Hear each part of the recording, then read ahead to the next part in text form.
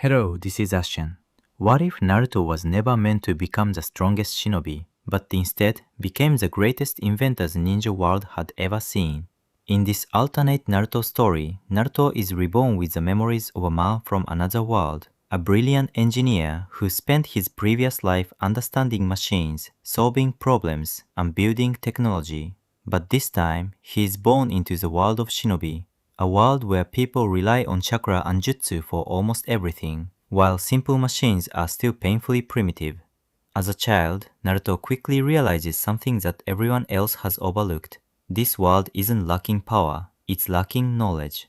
A broken water pump becomes his first experiment, a simple repair becomes his first invention, and soon Naruto begins asking a dangerous question. What happens when an Uzumaki genius starts bringing modern engineering into the shinobi world?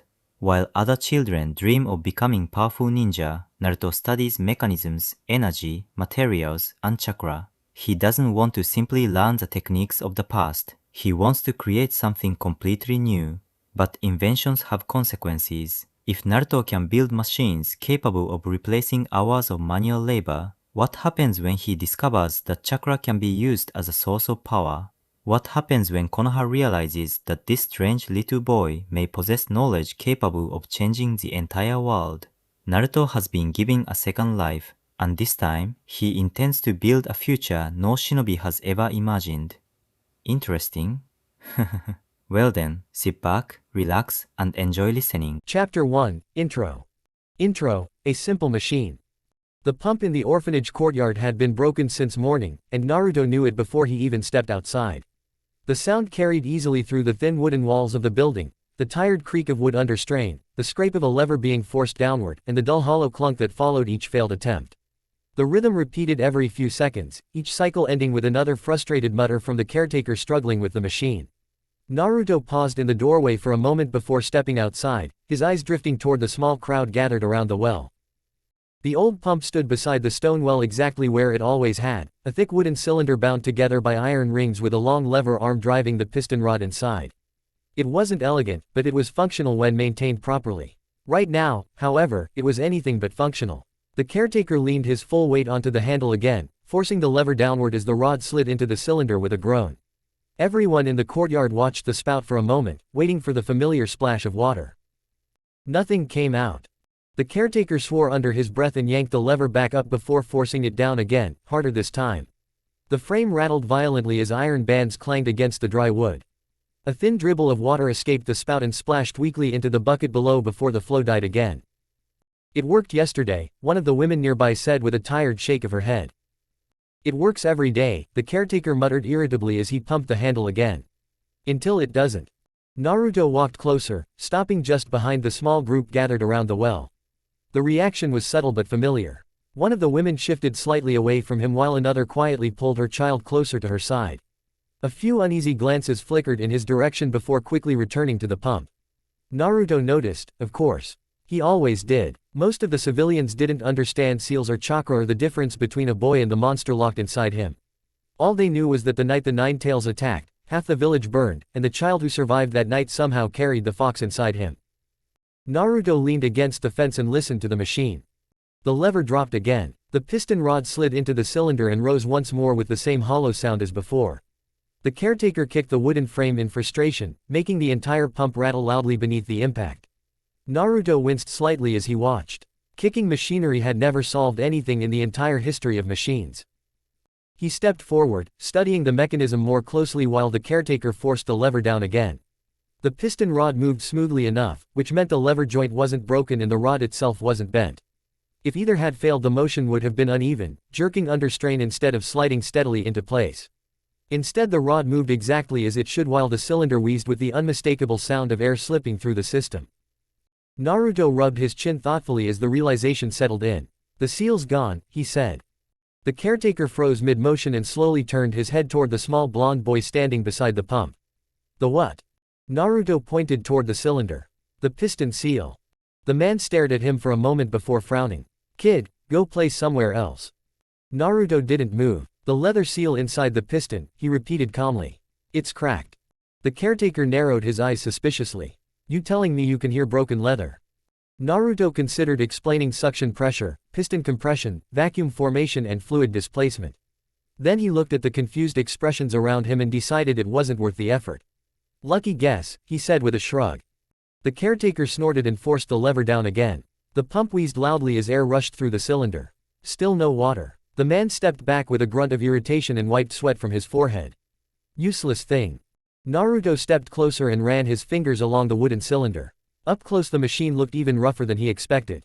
The wood was dry and cracked in places from years of weather and neglect, and the iron rings had loosened slightly over time. Someone had repaired the lever joint before, judging by the mismatched bolts holding it together. Primitive construction, but serviceable. Naruto tapped the side of the cylinder lightly with his knuckle and listened to the hollow resonance. Air leakage, exactly what he expected. Do you have spare leather? He asked. The caretaker blinked. Leather. For the seal. The man scratched his beard and glanced toward the storage shed before looking back at the pump with growing irritation. After another moment he sighed and gestured toward the machine. Fine, go on then. Naruto blinked. Go on. You said you can fix it, the caretaker replied, folding his arms. Fix it. Naruto glanced briefly at his small hands before stepping up to the frame. The pump wasn't complicated. It only required pulling the piston rod free, replacing the seal, and sliding everything back into place. Help me pull the rod out, he said. The caretaker hesitated before grabbing the lever with him. Together they lifted until the piston rod slid free of the cylinder with a dry scraping sound. Naruto crouched immediately and examined the piston head. The leather ring around the groove had cracked almost completely through, leaving a gap wide enough for air to slip past the seal. He held it up slightly so the caretaker could see. There. The man leaned closer and squinted at it. Huh. Told you. The caretaker disappeared into the shed and returned a moment later with several leather scraps and a small knife. Naruto sorted through them until he found a thick enough strip and trimmed it carefully to size before wrapping it around the piston groove. The leather was stiff but workable, and once tightened into place it formed a snug ring around the piston head. Not perfect, but it would hold. He slid the piston back into the cylinder and nodded toward the caretaker. Lower it slowly. The rod disappeared back into the pump as Naruto grabbed the lever and pushed downward once. The cylinder made a deeper sound this time as the piston moved inside. No air leak. Naruto pumped the handle again. For a moment nothing happened, then the spout sputtered and a thin stream of water burst out, splashing loudly into the waiting bucket. The courtyard fell quiet. Naruto pumped the lever again and the stream strengthened as clear well water rose steadily through the pipe. The caretaker stared at the flowing water for several seconds before muttering, "Well, I'll be damned." He grabbed the lever himself and worked it experimentally while the pump continued operating exactly as it should. No one thanked him. The caretaker simply kept pumping while the women resumed filling their buckets as if the problem had solved itself. Conversations slowly returned to the courtyard and within moments the disruption faded into the background of daily life. Naruto watched the water splash into the buckets for a moment longer before turning toward the orphanage building. As he walked away he noticed the caretaker watching him. The man didn't say anything, but the irritation in his expression had faded into something more thoughtful, his eyes lingering on the small blonde boy for a moment longer than expected before drifting back to the pump. Naruto stepped through the doorway of the orphanage and paused briefly, glancing back toward the well one last time.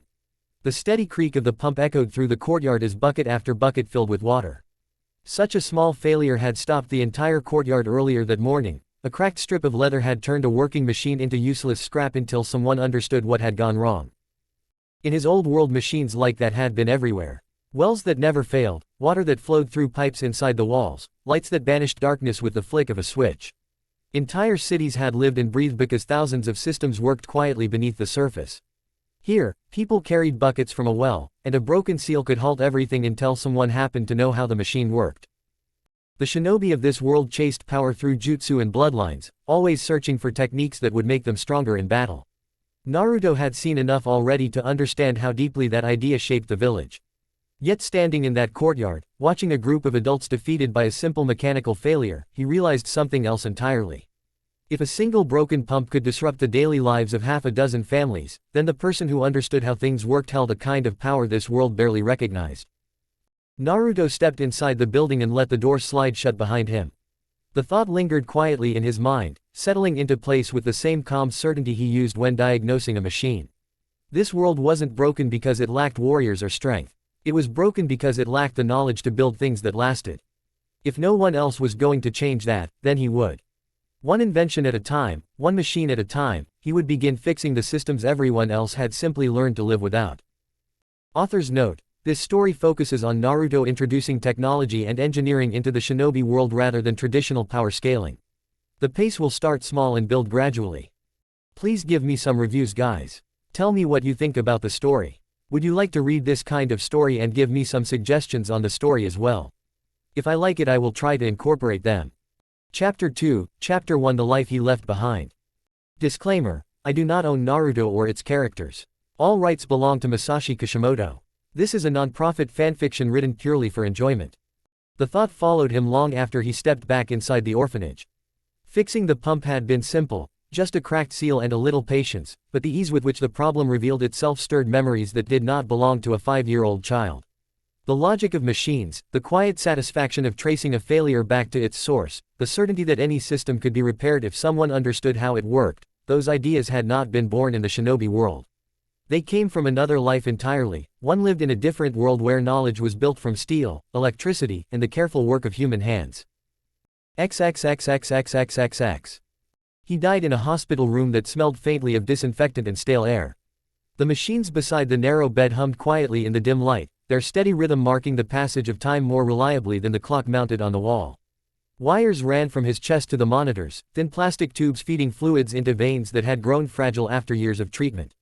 Beyond the window the city stretched endlessly beneath the night sky, its countless lights glowing through the glass like distant stars trapped beneath the haze of urban smoke. He watched them in silence, listening to the machines breathe beside him. Machines had always made more sense to him than people. Even as a child he had been drawn to them in ways the other children at the orphanage never quite understood. People were unpredictable, governed by emotions and impulses that rarely followed any clear pattern, but machines obeyed rules. If something broke there was always a reason for it, some chain of cause and effect waiting to be traced backward through the system until the failure revealed itself. Fix the broken component and the machine would return to life as if nothing had ever gone wrong. The certainty of that process had fascinated him from the beginning. The orphanage where he grew up had never been cruel, but it had never been warm either. Caretakers rotated through the building every few months, each responsible for too many children and far too little time. The older kids learned quickly that attention was a limited resource and competition for it could be fierce. Some children fought for it, others begged for it, and a few simply gave up trying. He had never been particularly good at competing with people, so instead he turned his attention elsewhere. Broken toys, cracked radios, discarded appliances, anything mechanical that found its way into the orphanage eventually ended up on his desk. The first real success came when he was 12 and one of the dormitory fans stopped working during the summer heat. The caretaker had already decided to throw it away when he asked if he could take a look at it first. The casing came apart easily enough once he found the screws, and the problem turned out to be a loose wire inside the motor housing. 10 minutes later the fan was spinning again, pushing cool air through the crowded dormitory room while the other children stared at him as if he had just performed a magic trick. The caretaker never said much about it, but the fan remained on the shelf for years afterward. That small victory was enough to change the direction of his life. From that point on he devoured every book he could find about machines. Electrical systems, mechanical design, structural engineering, anything that explained how the world around him functioned. The orphanage library was small, but the city library wasn't, and he spent most of his teenage years wandering its aisles with a notebook in his hand. Knowledge became the one thing no one could take away from him. Every new concept added another tool to the mental toolbox he carried everywhere, another way to understand the hidden systems that kept the world running. Years passed the way they always do, quietly and almost without notice. School turned into university, university turned into work, and work eventually grew into a career built from long nights and stubborn persistence. He was never the smartest engineer in the room, but he was always the most curious, and curiosity had a way of uncovering solutions others overlooked. A small workshop opened after graduation slowly grew into a modest engineering firm specializing in mechanical repairs and industrial design. Pumps, turbines, fabrication systems, machines that kept other machines running. It wasn't glamorous work, but it paid well enough and offered a constant stream of problems waiting to be solved. He built a life around that work, though life might have been too generous a word for what it became. The workshop consumed most of his time, and the quiet apartment he returned to each night rarely held anything besides notebooks filled with sketches and half-finished ideas. There had been coworkers, business partners, and clients of course, but those relationships always revolved around projects and deadlines rather than anything personal. Years slipped past while he focused on building things, fixing things, improving things, until one day he realized he had quietly crossed into middle age without ever building a family of his own. The thought lingered more often as time went on. Not regret exactly, but something close to it. Then the headaches started. At first they were easy to dismiss as stress from long hours in the workshop. Anyone who spent 12 hours a day around heavy machinery was bound to feel the strain eventually, and he treated the pain the same way he approached every other obstacle in life, by ignoring it until it went away. Unfortunately, the human body was far less forgiving than most machines. By the time he finally visited a doctor, the problem had already progressed far beyond the point where simple treatment could reverse it. The diagnosis came 3 months later. Cancer. The word hung in the quiet office like a final verdict. The doctor spoke for several minutes afterward, explaining treatment options and survival rates with the calm professionalism of someone accustomed to delivering bad news. By the time the tumor had been discovered, it had already spread beyond the point where surgery could guarantee anything. The odds were poor. He listened quietly. Machines could be repaired. The human body was more complicated. Treatment lasted almost 2 years, a slow and exhausting battle fought through chemotherapy, radiation, and surgeries that bought small fragments of time but never truly reversed the damage. Each attempt gave the doctors another opportunity to try something new while the disease continued its quiet advance. He endured it the same way he approached everything else, with stubborn patience and a refusal to complain, but even patience had limits. By the end, his body barely resembled the man who had once spent entire days moving between fabrication benches and welding stations. The hospital bed felt larger with each passing week as his strength faded and the machines beside him grew louder in the silence of the room. Eventually, even walking across the floor required assistance, and the workshop he had spent so many years building continued operating without him. Which was how he ended up staring out the window at the city lights while the monitors beside him marked the final hours of his life. The room was quiet except for the steady beeping of the machines. Nurses passed through occasionally to check the equipment, adjusting tubes and monitors with practiced efficiency before disappearing down the hallway again.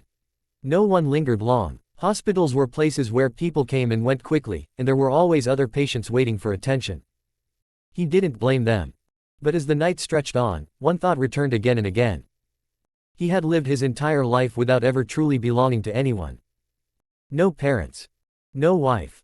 No children. Just machines humming quietly beside the bed. The irony of it made him almost laugh. A man who spent his life building systems that supported entire industries had somehow failed to build the one system that mattered most. Outside the window, the city lights flickered beneath the night sky. Inside the room, the monitors continued their steady rhythm as his breathing slowly grew weaker. When the machines finally fell silent, there was no one there to hear it. Chapter 3, Chapter 2, The First Warmth. Disclaimer: I do not own Naruto or its characters. All rights belong to Masashi Kishimoto. This is a non-profit fanfiction written purely for enjoyment. Awareness returned slowly, not as a sudden awakening but as a gradual gathering of sensation. At first there was only warmth, soft and enveloping, pressing gently against him from all sides in a way that felt both unfamiliar and instinctively comforting. Sound followed soon after, distant at first and blurred, as though it had to pass through layers of something thick before reaching him. Voices moved somewhere nearby, their tones low and careful, rising and falling with a quiet urgency that did not match the calm he remembered from his final moments. The last thing he could clearly recall was the hospital room, the steady hum of machines marking time with mechanical precision while the lights of the city stretched endlessly beyond the window. He remembered the silence that came when those machines stopped, the strange stillness that followed, and the quiet acceptance that had settled over him in those final seconds. Death had not been painful in the end, only empty. This was not empty. The air itself felt different, cooler than he expected, carrying with it a faint scent of earth and something natural that stood in sharp contrast to the sterile environment he remembered. There was movement in it as well, a subtle current that brushed lightly against his skin, as though the space around him was not fully enclosed. Even without opening his eyes, he could sense that the world he had entered was larger, less contained, and far less predictable than the one he had left behind. He tried to move. The response came slowly and incorrectly, as though his body no longer understood the instructions his mind was sending. His limbs felt small and distant, reacting with weak, uncoordinated motions that carried none of the strength or control he was used to. The disconnect was immediate and undeniable, and for a brief moment confusion threatened to sharpen into panic. He forced himself to focus. His eyes opened with effort, the darkness giving way to blurred light that slowly began to form into shapes. Nothing came into focus all at once. Instead, the world revealed itself in fragments, uneven wooden supports rising into view, stretched fabric shifting faintly overhead, and beyond it all the faint suggestion of open night. Lantern light flickered softly, casting shadows that moved with the air rather than remaining fixed. It did not feel like a room. There were no walls closing in around him, no sense of containment or structure that defined the space. The air moved too freely, carrying the subtle chill of the outside world, and even through the confusion clouding his thoughts, he could tell that this place had not been built for comfort or permanence. The world shifted suddenly. He was lifted. The motion disoriented him immediately, his small body responding with delayed and uneven reactions as the ground fell away and something else replaced it. Warm arms surrounded him, pulling him close against a steady heartbeat that echoed softly through his awareness. The sensation was overwhelming, bypassing thought entirely and settling somewhere deeper, somewhere instinctive. He stilled. The warmth was real. It pressed against him with a certainty that anchored his drifting thoughts, the steady rhythm beneath him creating a sense of stability he had not realized he needed. The hands holding him adjusted slightly, careful and deliberate, as though aware of just how fragile the small body in their grasp truly was. A voice spoke above him. It was soft and strained, shaped by exhaustion yet filled with something warmer beneath it. The words themselves were difficult to grasp, his senses still struggling to process them fully, but the tone carried clearly enough to reach him. Relief. He forced his vision upward. The face above him came into focus slowly, framed by long strands of deep red hair that clung slightly to damp skin. The woman's expression bore the unmistakable marks of exhaustion, her breathing uneven and her body still trembling faintly from whatever she had endured. Yet despite that strain, her eyes softened the moment they met his, the tension in her features easing as though his presence alone brought her peace. "There he is," she whispered, her voice trembling slightly as she spoke. "Minato, look at him." Another figure moved into view. The man's presence carried a steadiness that contrasted sharply with the fragility surrounding the woman. Blonde hair caught the lantern light as he leaned closer, his expression composed yet undeniably focused. Whatever had brought them here had demanded his full attention, but the moment his gaze settled on the small bundle in her arms, something within that focus shifted. "He's perfect," he said quietly. Naruto listened, his thoughts struggling to catch up with what he was experiencing. The meaning of the words did not come to him clearly, but the tone did. There was no hesitation in it, no uncertainty, only a quiet certainty that settled over him in a way that felt immediate and real. They were speaking about him. The realization formed slowly, assembling itself through sensation rather than logic. The small body wrapped in cloth, the weak movements that barely responded to his will, the strange helplessness that surrounded him, it all belonged to him now. He had not simply survived death. He had been given another beginning. The woman holding him shifted slightly, drawing him closer to her chest as though anchoring him there. Her arms trembled faintly, but the way she held him carried a certainty that did not depend on strength. "Hello, Naruto," she murmured softly, brushing a damp strand of hair away from his tiny forehead. The name lingered in the air. Naruto. It meant nothing to him, yet the way she said it made it feel important, as though it carried something more than sound. The man, Minato, leaned closer, placing a gentle hand atop his head. The touch was careful, measured, as though he understood exactly how fragile the life before him truly was. "Welcome to the world," he said. The words settled into the moment quietly, without force, yet they carried a weight that Naruto could feel even without fully understanding them. Only hours ago he had been an adult man lying in a hospital bed, reflecting on a life that had ended in quiet isolation. Now he was being welcomed into a world he did not recognize, by people who looked at him with a warmth he had never known. Footsteps approached from the side. Another woman entered the space, her presence calm despite the faint tension lingering in the air. Her hair, touched with gray, framed a face that carried both experience and reassurance. She moved closer, her gaze settling on the newborn child with a practiced assessment that quickly softened into approval. "You both did well," she said, her voice steady as she looked between them. "The boy is healthy." The red-haired woman exhaled slowly, relief flickering across her features. "Thank you, Bawako." Bawako nodded, adjusting the blanket around him with careful hands. Her movements were efficient, practiced, yet not unkind, as though she had performed this task many times before. "He has your hair," she remarked lightly, glancing toward Minato with a small smile. "And I suspect he will have Kushina's spirit as well." Minato allowed a faint laugh to escape him, the sound quiet but genuine. "That might be a challenge." Naruto listened in silence, the warmth surrounding him steady and grounding despite the confusion still lingering in his thoughts. The air carried a subtle tension, something distant and undefined, but within the space they occupied, it felt muted, held at bay by the presence of those around him. Kushina looked down at him again, her exhaustion momentarily forgotten as she studied his face. Her fingers brushed gently across his cheek, her touch soft and deliberate, as though committing the sensation to memory. "He's so small," she murmured. Minato smiled faintly, his hand resting lightly against the blanket. "Most newborns are." She gave him a weak, amused look before returning her attention to the child in her arms. "You know what I mean." Bawako stepped back slightly, her gaze lingering with quiet satisfaction. "He will grow quickly," she said. "Children always do." Naruto tried to move again. The effort resulted in a small, uncoordinated twitch of his fingers, the motion barely noticeable yet enough to draw their attention. "Look at that," Kushina said softly, warmth returning to her voice. "He's already trying to grab things." Minato's expression softened further as he gently touched the tiny hand. "Curious already." The warmth in their voices stirred something deep within him. Even through the confusion, even through the overwhelming strangeness of his situation, one realization rose clearly above everything else. These two people were his parents. The thought carried weight, pressing against memories from a life where that connection had never existed. He had grown up without it, built a life without it, and learned to exist without ever truly understanding what it felt like. Now, suddenly, he did. Wrapped in their presence, surrounded by a warmth that asked nothing of him and gave everything freely, Naruto felt something shift inside his chest, something quiet yet undeniable. For the first time in 2 lifetimes, he was not alone. The realization settled gently, fragile but real, as the voices around him softened once more into quiet conversation.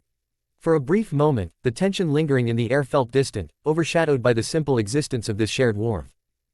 And in that moment, without fully understanding how or why, he found himself holding onto it.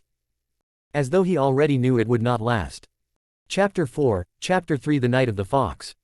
Disclaimer: I do not own Naruto or its characters. All rights belong to Masashi Kishimoto. This is a non-profit fanfiction written purely for enjoyment. The warmth did not disappear all at once, but it weakened in a way Naruto could not immediately understand.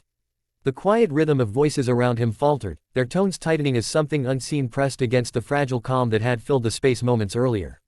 The subtle movement of air that had once felt distant now carried tension, sharper and more deliberate, brushing against his skin with a chill that did not belong to the warmth surrounding him.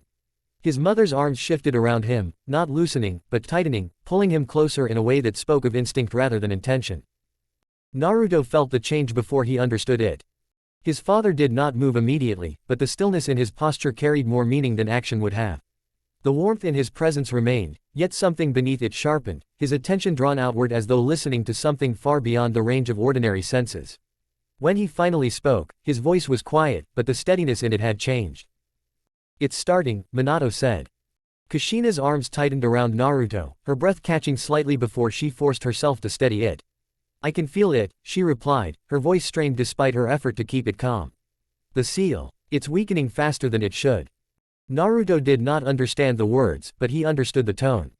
The softness that had filled the space moments earlier was gone, replaced by something sharper, something controlled but undeniably tense. The warmth that had felt complete now seemed fragile, as though it could be broken by something just beyond reach. Then the air shifted. It was not a sound at first, nor a movement, but a presence that did not belong. Naruto felt it before his eyes could register anything, a disruption that pressed against the space like something forcing its way into a system that resisted it. The sensation was immediate and wrong, a quiet distortion that made the warmth around him falter. Minato reacted instantly. Naruto felt the change in his father's body as he turned, his movement precise and immediate, placing himself between Kushina and whatever had entered. The space around them tightened further, the faint calm that had remained snapping into full tension. A figure stood there. Naruto's vision could not capture details clearly, but he could feel the difference. The presence carried no warmth, no hesitation, only a cold certainty that settled into the air like something inevitable. The silence around the figure felt unnatural, as though the world itself had drawn back in response. Kushina's voice broke first. "Who?" She did not finish. The world shattered. Naruto was torn away from her arms with sudden, violent force, the warmth that had surrounded him vanishing in an instant. The loss hit harder than the movement itself, his small body reacting immediately as his cry broke from him, sharp and desperate. The difference between the two states was absolute. Where his mother's touch had been instinctively protective, this new grip was cold, controlled, and entirely devoid of care. The air moved violently around him as he was carried away, the world blurring into fragments of motion and sound. His body could not keep up, his senses overwhelmed as the fragile stability he had begun to rely on collapsed completely. The presence holding him did not falter, did not hesitate, moving with a precision that felt mechanical in its certainty. Behind him, Kushina's voice rose, no longer restrained, filled with a desperation that cut through the chaos. Naruto. The sound carried a weight he did not fully understand, but it struck something deep within him, something that made his cry falter for a moment before rising again. Minato's voice followed, calmer but no less urgent. Stay back. The command was sharp, controlled, directed not at Naruto but at the situation unfolding around them. Naruto could not see clearly, but he could feel the shift in the air as something changed again, something building rapidly, gathering force. The presence holding him moved, and for a brief moment his vision tilted just enough to catch a glimpse of the space below. Kushina lay where he had been moments before, her body restrained by something Naruto could not comprehend, her expression twisted with pain and determination. Minato stood between her and the intruder, his posture unwavering, his presence sharp and focused in a way that felt entirely different from the warmth he had shown moments earlier. The air cracked. Naruto felt it more than heard it, a sudden rupture that sent a violent wave of pressure through the space. His body reacted instantly, his cry breaking into a thin, strained sound as the force pressed against him from all sides. Kushina screamed. The sound was raw, torn from her with a force that carried both pain and resistance. Naruto did not understand what was happening, but the effect was immediate. Something within the space broke, something that had been holding something else in place. The pressure surged. It did not build gradually. It erupted. Naruto's senses collapsed under it, the overwhelming force flooding through him in a way that left no room for thought. The air itself seemed to tear open, the space around them distorting as something vast forced its way into existence. The roar came next. It was no longer distant. It was everywhere. The sound tore through the night with a force that shook the very ground beneath them, carrying with it a presence so immense that Naruto's mind could not process it. The pressure that followed was suffocating, pressing against his chest and ears in a way that made even breathing feel impossible. His cry broke into silence. Not because the fear had gone, but because his body could not sustain the response under the weight of what surrounded him. The presence holding him shifted slightly, unaffected by the chaos, and for a brief moment Naruto's vision cleared just enough to see beyond the immediate space. What he saw made no sense. A shape towered in the distance, vast beyond comprehension, its outline jagged and alive against the night sky. The darkness itself seemed to bend around it, its form dominating everything in a way that defied scale. Eyes burned within that shape, bright and unnatural, carrying a weight that felt like something ancient and hostile. Naruto did not understand what he was seeing. But he understood one thing. It was wrong. The roar came again, closer this time, and the ground trembled violently beneath the force of it. The air filled with a pressure that made everything feel smaller, fragile, insignificant in comparison. Behind him, Minato moved. Naruto could not see the details, but he felt the shift in the space as his father acted, the precision of his movement cutting through the chaos with a clarity that stood apart from everything else. The presence holding Naruto reacted in response, shifting position with the same unnatural control it had shown from the beginning. The world blurred again. The pressure surged. And somewhere within the overwhelming chaos, Naruto felt something he had not expected. Fear, not his own, but theirs. And for the first time since waking into this new life, the realization settled into him with a clarity that cut through even the chaos around him. He could lose it. XXXXXXXX. The chaos did not end, but it changed. Naruto felt the shift before he understood it, the overwhelming pressure in the air turning inward as something cut through it with precise intent. The cold, distant presence that had held him moments earlier vanished without warning, and in its place the familiar warmth returned as his father caught him again. The difference was immediate and absolute, the steady grip grounding him even as the world continued to tremble around them. His small body shook uncontrollably, his earlier cry reduced to uneven, fragile breaths as he struggled to recover from the sensory overload that had consumed him. Minato held him close, one hand supporting his head while the other kept him secure against his chest, his posture firm despite the chaos surrounding them. The warmth in his presence had not disappeared, but it had changed, layered now with something heavier, something resolved. When he spoke, his voice remained calm, but it carried a certainty that had not been there before. "It's all right," he said quietly, not as reassurance but as a statement of intent. "You're safe."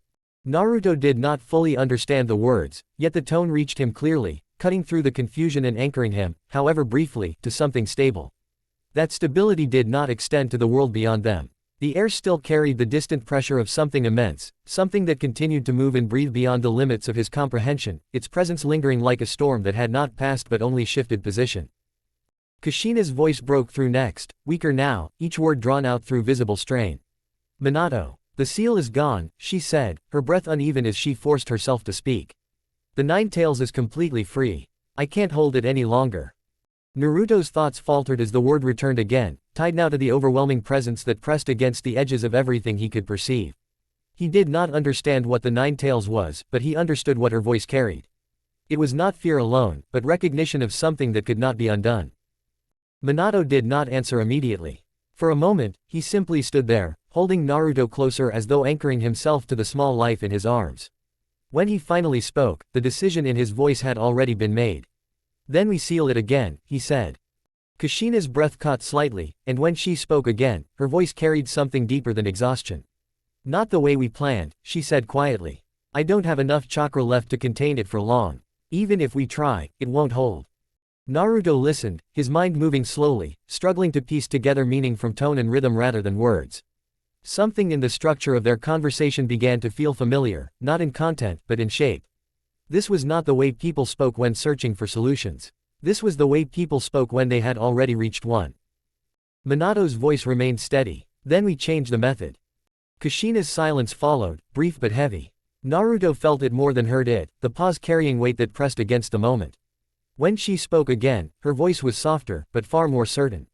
If we use that seal, the one you're thinking of, you won't survive it. There was no panic in her words. Only clarity. Naruto's thoughts slowed. He did not understand the technique they were discussing, but he understood what had just been said. The meaning was simple, even if the details were not. Minato did not hesitate. I know, he replied.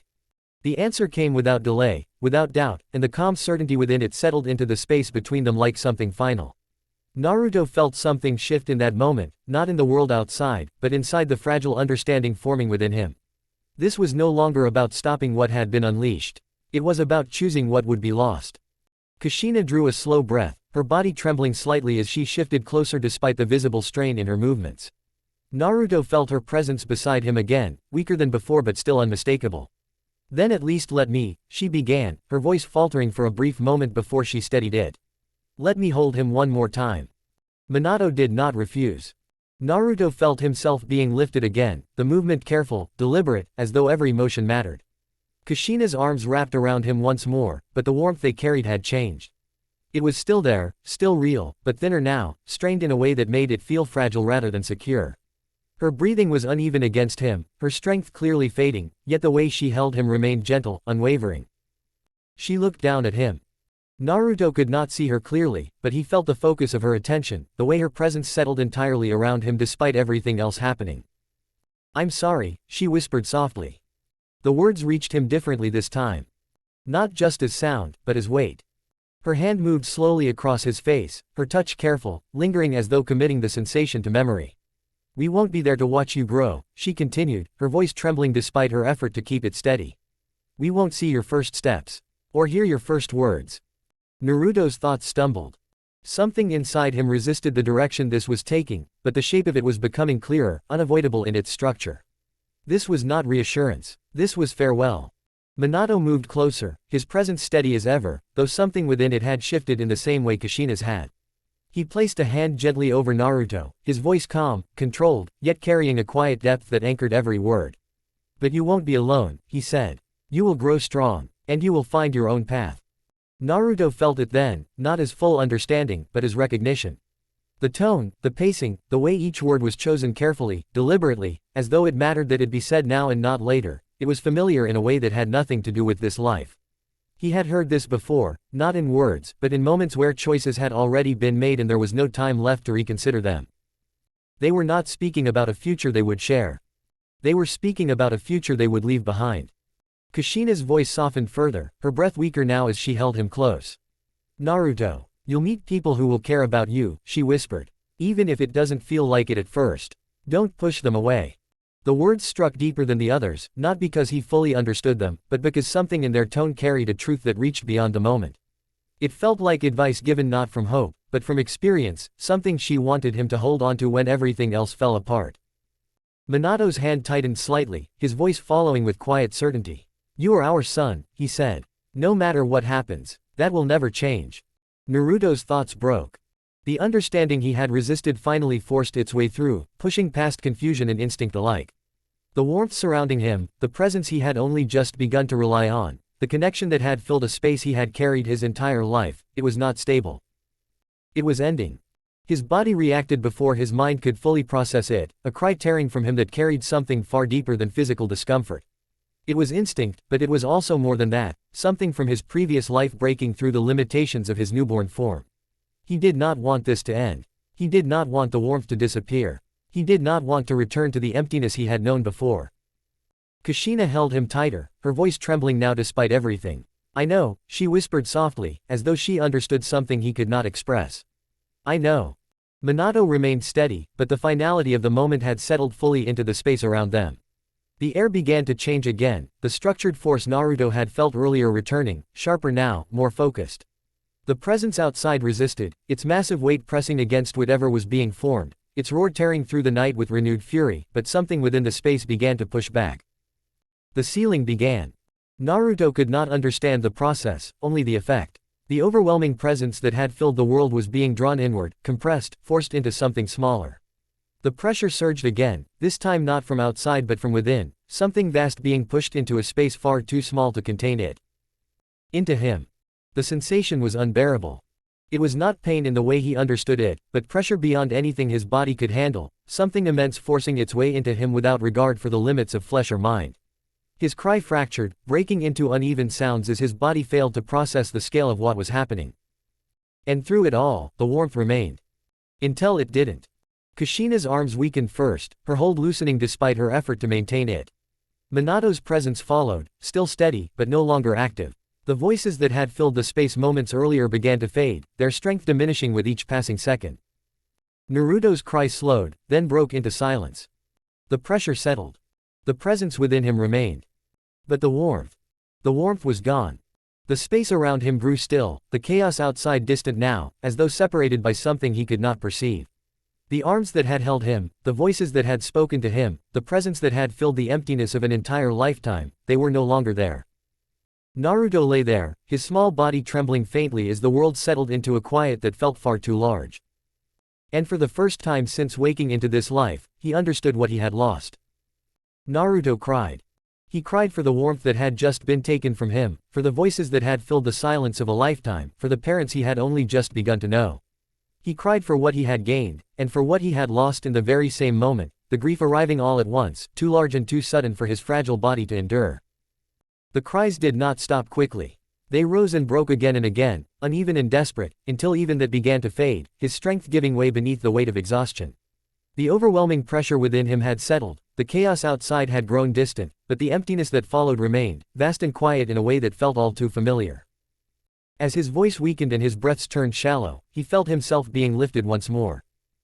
The motion was slower this time, careful, steady, as though whoever held him now understood just how fragile he was. His vision blurred, but a face came into view, older, lined with grief and exhaustion, eyes heavy with something that went beyond sorrow. The man looked down at him for a long moment, as though searching for something within the small, trembling child in his arms.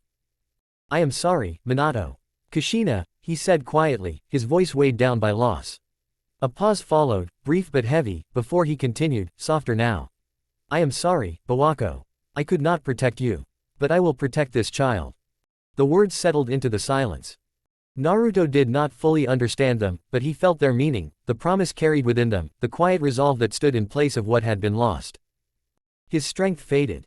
The world around him blurred further, the edges of his awareness slipping away as exhaustion finally overtook him. The last thing he felt was the steady hold of unfamiliar arms, and the faint echo of voices that would never return.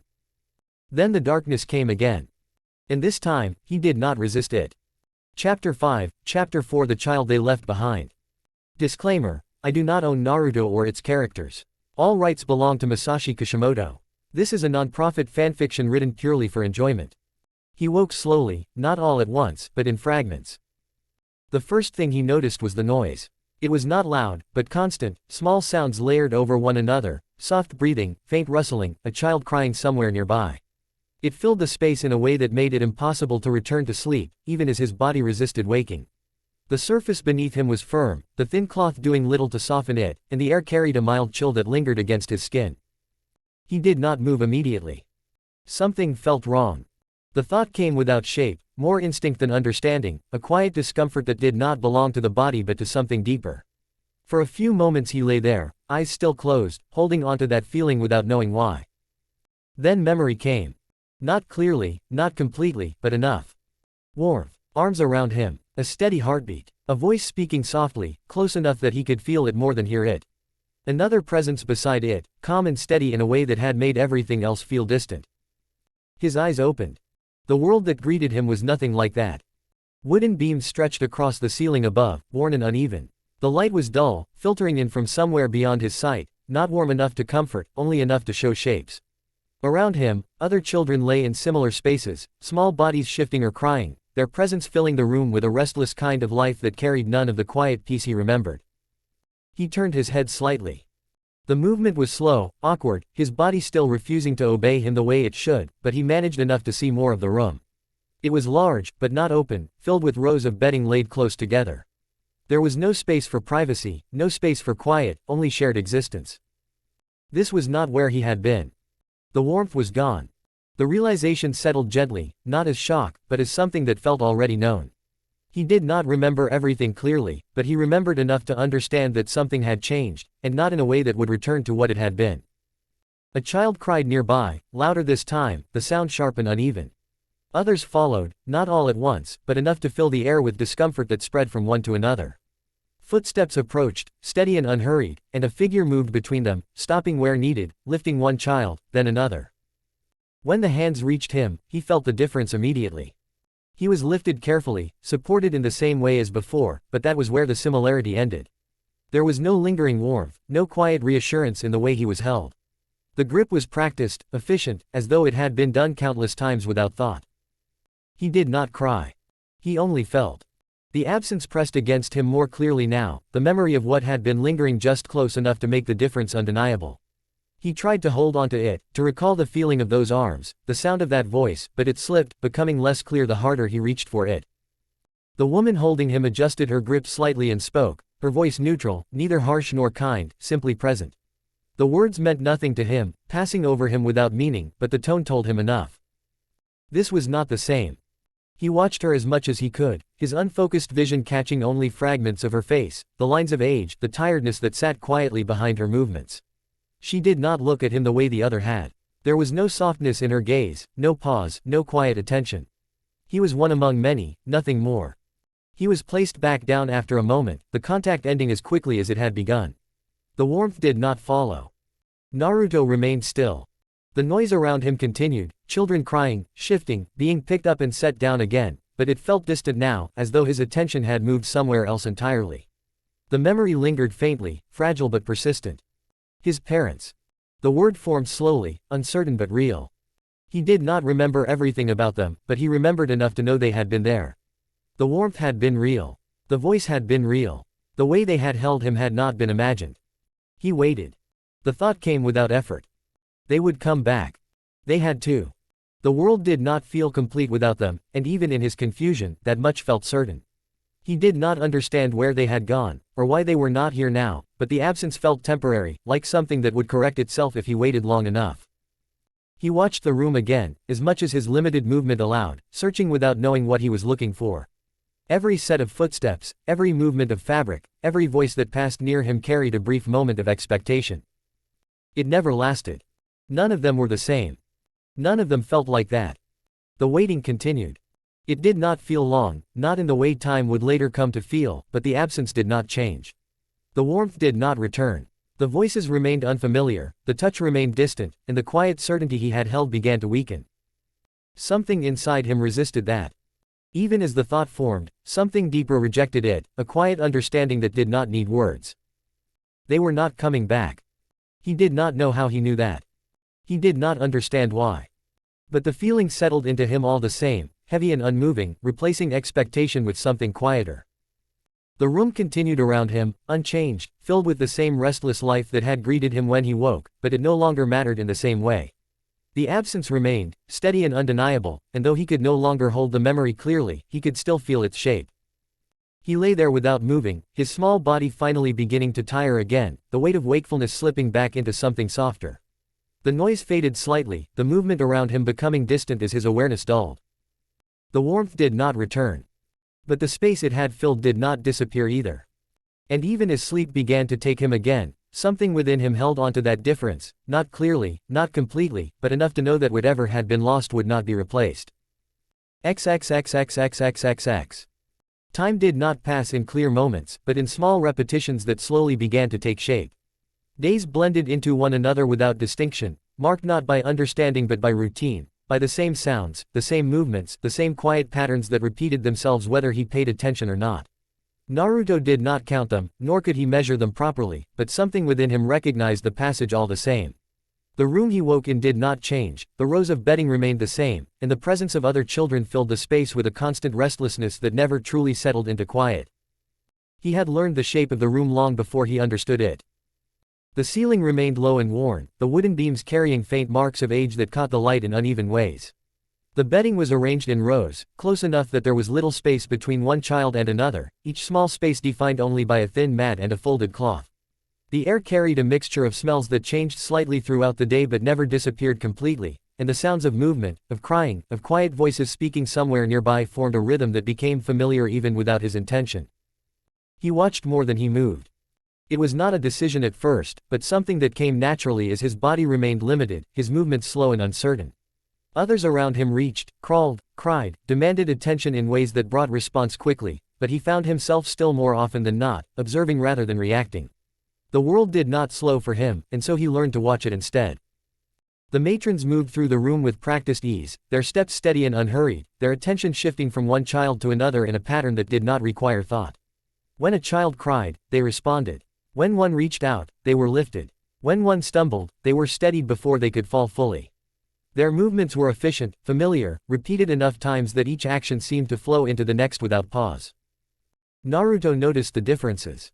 It did not come all at once, nor did it form into clear thought immediately, but the pattern revealed itself slowly, through small moments that did not seem important on their own. A child fell and was picked up before their cry could fully form. Another reached out and was lifted with gentle hands, their discomfort soothed quickly with quiet voices and soft touches. When they were fed, the attention lingered, the care deliberate, the motion unhurried. When it came to him, it was different. He was fed, but not first. When he cried, it was not ignored, but it was not answered with the same urgency. The hands that lifted him were careful, but never lingering, never soft in the way he had seen with others.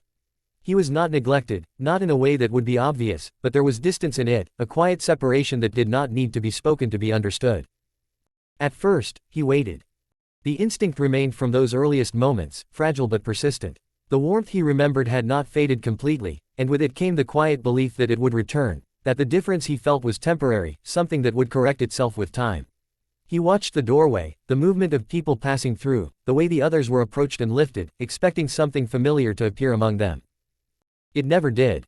The realization did not come as a single moment, but as something that settled gradually, each passing day reinforcing what the last had suggested. The warmth he remembered did not exist here. The voices that filled the room did not carry the same tone. The hands that held him did not feel the same. They were not coming. The understanding did not break him in the way it might have once. It settled instead, quiet and heavy, replacing expectation with something else. He did not cry for it, not in the way the other children cried for hunger or discomfort.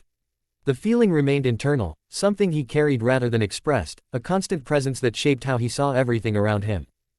He began to notice more. The distance was not only in how he was handled, but in how others were kept from him. The children around him did not approach him the way they did each other.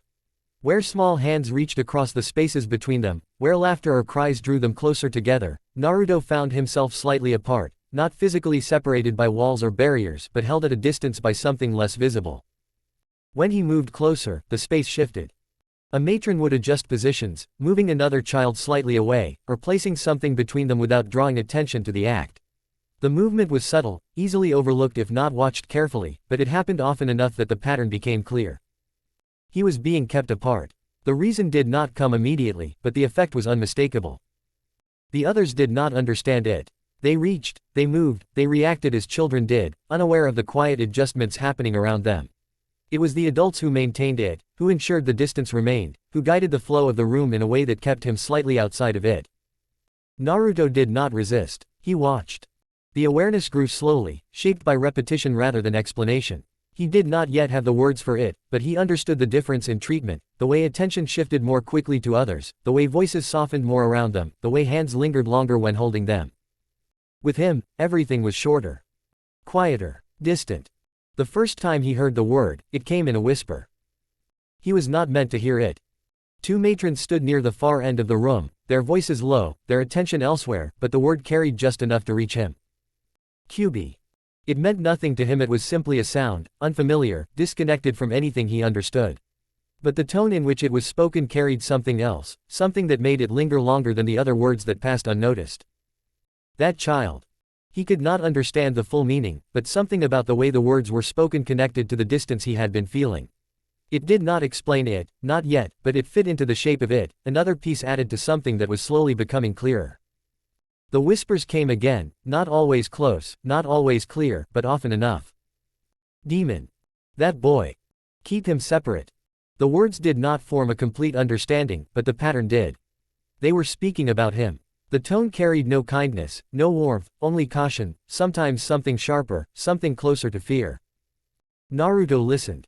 He did not react outwardly, his small body remaining still, his expression unchanged, but inside, something shifted. The distance was not accidental. It was intentional. The realization settled slowly, each piece reinforcing the last. The way he was handled, the way others were kept away, the way voices changed when they spoke about him, all of it connected into something that no longer felt random. He was not like the others. The thought came quietly, without resistance. He had already known that, in some distant way, from the moment he became aware of himself again, but now it carried a different meaning. It was not just that he thought differently, or that he remembered something the others did not. It was that they saw him differently. The room continued as it always had. Children cried, were comforted, fed, lifted, set down again. The matrons moved between them, their attention shifting where it was needed most, their voices filling the space with quiet instruction and soft reassurance. Nothing about the routine changed. Only his place within it. Naruto lay where he had been placed, watching as he always did, his awareness growing more stable with each passing day. The confusion that had once filled his thoughts began to settle, replaced not by clarity, but by something steadier.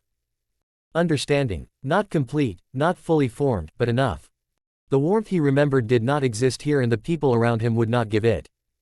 And whatever he was, it was the reason why. XXXXXXXX. By the time he could walk without falling, the orphanage had already become something he understood without needing to think about it. It was not the room or the walls themselves, but the way everything moved within them. The timing of meals, the quiet order in which the children were gathered and separated, the way the matrons moved between them with practiced hands that never seemed to rest. Naruto moved within it now, small steps carrying him across the worn wooden floor, his balance still unsteady at times but no longer failing him completely. He did not wander far. The space allowed for movement, but not freedom, and even without fully understanding its limits, he had learned where they were. The other children filled the room with constant motion. They reached for each other, cried, laughed in short bursts, and sought comfort without hesitation. Naruto watched them more than he joined them, not out of choice, but because the distance between them remained even when he tried to close it. A matron would shift, a hand would guide another child away, or something small would change just enough to keep him slightly apart. It had become normal, not accepted, not understood, but expected. What he noticed more now was not the distance itself, but how familiar everything around him felt in a way he could not explain. The structure of it, the shared space, the lack of privacy, the way attention was given and withdrawn, it carried a sense of recognition that lingered just beyond clarity. He had seen something like this before. The thought came quietly, without force, and lingered longer than most. It did not come with clear images, only fragments of feeling. A room with many beds, voices that did not belong to family, and the same quiet understanding that no one there truly belonged to anyone else. He tried to hold on to it, but it slipped. The memory did not disappear completely, yet it refused to form fully, like something just out of reach no matter how closely he tried to grasp it. A sound broke through his thoughts as a child nearby stumbled and fell. It was not unusual. It happened often enough that no one reacted immediately, the brief silence before the cry forming as part of a pattern Naruto had come to recognize. The child sat there for a moment, stunned, before the sound finally came, sharp and sudden, cutting through the room. Naruto turned his head. The child reached out instinctively, small hands lifting toward nothing in particular, seeking comfort without direction. A matron moved quickly, her steps faster than usual, her voice soft as she reached down and lifted the child into her arms. The crying did not stop immediately, but it quieted, replaced by uneven breaths and the steady rhythm of reassurance. "It's all right," she murmured, her tone gentle, familiar. Naruto watched. Something in that moment did not pass like the others. The sound of the cry, the reaching hands, the way the child was lifted and held, it struck something deeper than simple observation. It had happened before, many times, yet this time it lingered, catching on something within him that refused to stay still. And then something returned. Not fully, not clearly, but enough. A different room, larger, filled with rows of beds not unlike this one, though older and worn in a different way. The air carried a sharper, colder scent, and the voices were different, speaking in tones he could almost understand. A smaller version of himself sat there, not in this body but another, older and yet still young, watching in the same way he did now, quiet and still as other children moved around him. A child cried. No one came immediately. Naruto's breath faltered. The memory shifted, unstable, but it did not disappear. It pulled at something deeper, something tied not just to the image but to the feeling that came with it. Loneliness. It had been there before. Not in this life, but before. The realization struck harder than anything else had so far, not because it was new, but because it was remembered. He had been alone before. The clarity did not last. The image blurred, the edges dissolving as his mind struggled to hold onto it, but the feeling remained, stronger now, no longer distant or uncertain. Naruto's gaze drifted back to the present, to the child still being held, to the soft voice offering comfort, to the warmth that existed here, but not for him. Something in his memory shifted, as though a part of it had come loose. The confusion that had once surrounded everything began to settle, not into full understanding, but into recognition. This was not the first time he had been in a place like this. This was not the first time he had been among others and still apart from them. The memory did not return all at once. It lingered in fragments, slipping in and out of reach, but it no longer felt imagined. It was real, something that had belonged to him before this life, before this body, before this place. And alongside it, another memory remained, softer and far more fragile, yet clearer in the ways that mattered. Warmth returned first, not just as a feeling but as something he could almost see, arms wrapped around him with a care that needed no effort. Strands of deep red hair fell into view, vivid even through the haze of memory, framing a face he could not fully hold onto, yet whose presence carried a gentleness that refused to fade. He could not see her eyes clearly, but he remembered the feeling of them on him, warm, protective, filled with something he had never known before that moment. Naruto, she had said, her voice soft, unsteady, yet filled with a love so certain that even now it lingered. Another presence followed, steady and calm in a different way. Blonde hair caught the light, brighter, sharper, and though his face remained indistinct, the feeling that came with it was clear, a quiet strength, a reassurance that needed no words. The hand that rested over him had been firm, careful, as though aware of how small he was, how easily he could be broken. The warmth of them did not need full memory to exist. It was enough. The two did not blend. Chapter 6, Chapter 5 The Awakening. Disclaimer: I do not own Naruto or its characters. All rights belong to Masashi Kishimoto. This is a non-profit fanfiction written purely for enjoyment. The memories did not return all at once. They came quietly, without warning, slipping into his thoughts in fragments that did not always stay. At first they felt distant, like something imagined rather than remembered, but the longer he let them come without forcing them, the more they began to settle. They did not form fully, not yet, but they no longer vanished the moment he noticed them. Naruto sat near the edge of the room as he often did, his small body still, his eyes following the movement around him without drawing attention. The orphanage moved the same way it always had. Children cried, reached for each other, were picked up, set down, fed, and moved again. Nothing about it changed. Only the way he saw it had begun to shift. A matron passed by carrying a bucket of water, her steps steady as she crossed the room and set it down before turning back the way she came. Naruto watched her without thinking, his gaze following the motion as it repeated itself again not long after, the same path, the same effort, the same task done the same way. This time, the image stayed. Something else rose beside it, faint at first, then clearer in a way that made the difference impossible to ignore. Water that did not need to be carried. A simple turn of something unseen, and it would flow on its own, steady and constant, filling what was needed without anyone making the same trip again and again. Naruto's fingers pressed lightly against the floor. The two did not match. He watched as the bucket was lifted again, carried back out, the same steps retraced without question. There was no hesitation in it, no sign that anything was wrong. It was simply how things were done. But it didn't have to be. The thought did not come loudly. It settled instead, quiet and certain, without needing to be explained. Another image surfaced. Light that did not flicker. Rooms that stayed bright without flame, without someone stopping to light or adjust anything. He glanced toward the lantern fixed along the wall, its small flame shifting with every movement of air, dimming, brightening, needing attention just to remain. Naruto shifted slightly where he sat, his gaze lowering as more fragments followed, not clearly, not completely, but enough to be felt. Doors that opened with less effort. Things that moved without needing to be carried piece by piece. Work that was done once, instead of over and over again. He did not understand all of it. But he recognized it. It belonged to him, his previous life. The realization came more easily now, no longer uncertain in the way it had been before. He had known it in pieces, in feelings he could not explain, but now it was becoming something steadier. Not complete, not fully remembered, but real enough that he could no longer ignore it. He had lived somewhere else. Somewhere different. Naruto looked up again, his eyes moving across the room as the same motions continued around him. A matron lifted a child, set them down, moved to another, repeating the same actions with the same careful attention. There was no lack of care in it, no sign that anything was wrong. And yet, he had seen something else. Something that did the same things. Differently. His gaze shifted again as another small moment caught his attention. A child struggled to drag something across the floor, stopping and starting, using more effort than it seemed worth. It took time, more time than it should have, but no one stepped in to change how it was done. Eventually, it would be moved. Eventually, the effort would be enough. The thought came again, not forced, not shaped into anything complete. There were easier ways. He did not know how. Not yet. But he knew they existed. Another memory brushed past him, softer this time, not tied to what he saw but to something deeper. A space where things did not need to be done this way. Where effort was not repeated endlessly. Where something could be built once, and then simply used. It slipped before he could hold it. But it left something behind.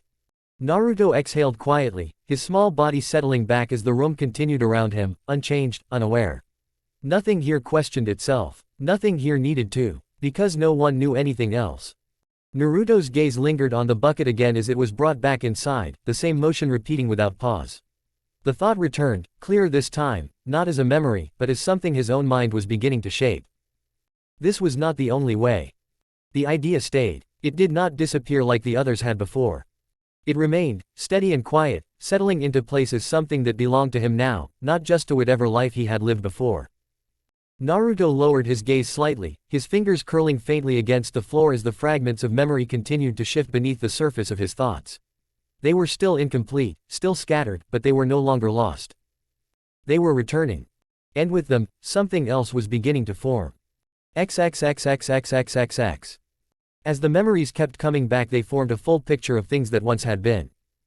Naruto did not feel them slipping in or fading out as they had before. There was no struggle to hold on to them, no effort needed to make sense of what came. One moment he sat in the orphanage as he always had, watching the same quiet movement of the room, and the next, it was simply clear. He remembered who he had been. The orphanage from before, different from this one yet familiar in the ways that mattered. The years that followed, the slow building of a life without guidance, learning through effort rather than being taught, understanding things not as they were given, but as they could be improved. The work he had chosen, the way he had looked at the world, not accepting it as fixed, but something that could be shaped. In the quiet room, still and final. Naruto's fingers pressed lightly against the floor, grounding himself as the weight of it settled without resistance. It did not overwhelm him. It did not break him. It simply fit. That had been his life. This was his next one. The two did not blur together.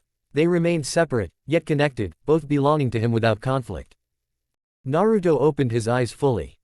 The orphanage remained unchanged. The same room, the same voices, the same quiet rhythm that moved without interruption. Nothing around him had changed. Only him. The confusion that had once surrounded everything was gone, replaced by something steady and clear.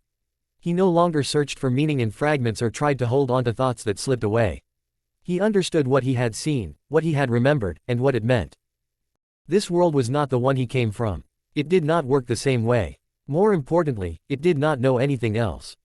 The thought settled quietly, without frustration, without urgency, carrying only certainty. The things he had noticed before, the repeated effort, the way everything was done by hand, the absence of things he knew could exist, all of it now made sense. He had not imagined it. This world was missing something. Naruto exhaled slowly, his posture still, his presence unnoticed as the room continued around him. The memories of his past life did not pull him away from where he was. They grounded him, gave shape to what had once been uncertain. For the first time since waking into this life, there was no confusion left. He knew who he had, knew where he was. And he understood the difference. XXXXXXXX. End flashback. The resistance had given way under his hands earlier, the rough motion smoothing just enough for the mechanism to work again, and the sound of water following had been enough to tell him he had been right. He had not stayed to watch it for long. The others had taken over without much thought, the caretaker stepping in and using it as though it had always worked that way, and Naruto had simply stepped back and left, unnoticed in the same quiet way he had always existed among them. Now he sat inside again, in the same place he had spent so much of his time, the familiar room settling around him without change. The sounds were the same as before, children moving, voices rising and falling, the steady rhythm of a place that continued without pause, but his attention was no longer on any of it. His gaze remained lowered, his thoughts still lingering on what had just happened, not the act itself, but what it meant. He had not guessed. He had known. The way the handle had resisted, the uneven movement, the force applied in the wrong direction before, all of it had been clear the moment he saw it. Not because he had learned it here, not because someone had taught him, but because he understood it. Because he remembered. Naruto's fingers rested lightly against the floor, unmoving, as the last of the uncertainty disappeared completely. The orphanage, the life before this one, the work he had done, the way he had seen things differently from others, all of it now existed together without conflict. He did not need to reach for it, remembered it fully. The room around him did not change, and neither did the people within it. No one looked at him differently, no one acknowledged what had happened outside, and the same quiet distance remained as it always had. The world continued as though nothing had shifted. Naruto lifted his gaze slightly, not toward anyone in particular, but toward the space in front of him, his thoughts steady in a way they had never been before. The things he had noticed, the effort, the repetition, the absence of what he knew could exist, all of it now had meaning, not as something strange, but as something incomplete. The realization settled quietly, firm and unmoving, and for the first time since waking into this life, there was nothing left to question. He lowered his gaze again, calm, certain, unchanged on the surface. But beneath that, everything had changed. This world did not know what it was missing. But he did. Author's note: this chapter is the chapter where we end the flashback. Naruto has gained memories of his past life and is on his way to becoming an inventor in the chakra world. Chapter 7, Chapter 6: A Small Step. Disclaimer: I do not own Naruto or its characters. All rights belong to Masashi Kishimoto. This is a non-profit fanfiction written purely for enjoyment. The caretaker did not approach him immediately after the pump had begun working properly again. Life in the orphanage did not pause for small changes, and as long as something functioned, it was rarely questioned. Still, Naruto had noticed the difference in the man's behavior over the following days, subtle things that others would not have paid attention to. The caretaker used the pump more slowly the first time, testing the handle as though expecting it to catch again, his grip tightening slightly when it moved smoother than before. He said nothing then, but he did not forget. Naruto had expected that much. He sat in his usual place near the wall, his posture relaxed, his attention outward but unfocused in appearance, blending into the quiet rhythm of the room. The children moved around him in small bursts of noise and motion, the matrons passing through with the same practiced efficiency, nothing in the space indicating that anything had changed. Only Naruto knew that something had. The footsteps reached him before the voice did, steady and deliberate, not rushed, not hesitant either. Naruto did not look up immediately, but he knew who it was even before the man stopped in front of him. The caretaker stood there for a moment, as though deciding how to begin, his arms loosely crossed, his expression carrying a faint tension beneath its usual neutrality. When he finally spoke, it was direct, without any attempt to soften it. "You were the one who worked on the pump before, weren't you?" Naruto lifted his gaze, meeting the man's eyes without hesitation. There was no point in denying it, and more importantly, no reason to. "Yes," he said simply, his tone steady, without defensiveness or pride. The caretaker watched him closely, as though expecting something more to follow, perhaps an excuse, perhaps a childish explanation that would make the situation easier to dismiss. When nothing came, the man shifted slightly, his brows tightening just enough to show that this was not the answer he had expected. "You fixed it," he said, though the way he said it suggested he did not fully believe it. Naruto considered the word briefly before responding, his gaze lowering slightly as if recalling the mechanism in his mind rather than the conversation itself. It works now, he said, but it's not fixed. It still resists where it shouldn't. The caretaker's expression changed at that, not dramatically, but enough to show that Naruto had moved the conversation somewhere unexpected. What do you mean it's not fixed? He asked, his tone carrying more focus now, less dismissal. It's working better than it has in months. That's fixed enough. Naruto shook his head once, a small, controlled motion. It works because the parts aren't stuck anymore. But the force isn't moving properly. You're using more effort than needed. The caretaker let out a short breath, something between a scoff and a quiet laugh, though it held no real amusement. You're telling me the way we've been using it all this time is wrong. Naruto did not respond immediately, not because he hesitated, but because the answer did not need to be rushed. His thoughts moved first, returning to the feel of the handle, the uneven pressure, the way the motion broke instead of flowing. It was not complicated. It was simply inefficient. It's not wrong, Naruto said after a moment, but it's not right either. That answer lingered longer than the caretaker expected. The man shifted his weight slightly, glancing toward the doorway as though the pump itself might offer clarification if he looked at it long enough. When he looked back, his expression had changed again, not softened, but more attentive. And you figured all that out just by looking at it? He asked, the skepticism still present, but no longer absolute. Naruto met his gaze again. I didn't just look at it, he said calmly. I used it. The caretaker narrowed his eyes slightly. And that's enough for you to say it's wrong. Naruto did not react to the tone. You can feel it when you move the handle, he said, his voice steady, almost matter of fact. The resistance isn't even. It resists where it shouldn't. That means the force isn't moving through it properly. The caretaker stared at him for a moment, longer this time, as if weighing the words against something else, something unspoken. There was still doubt there, but it had shifted into something else as well, curiosity, restrained but present.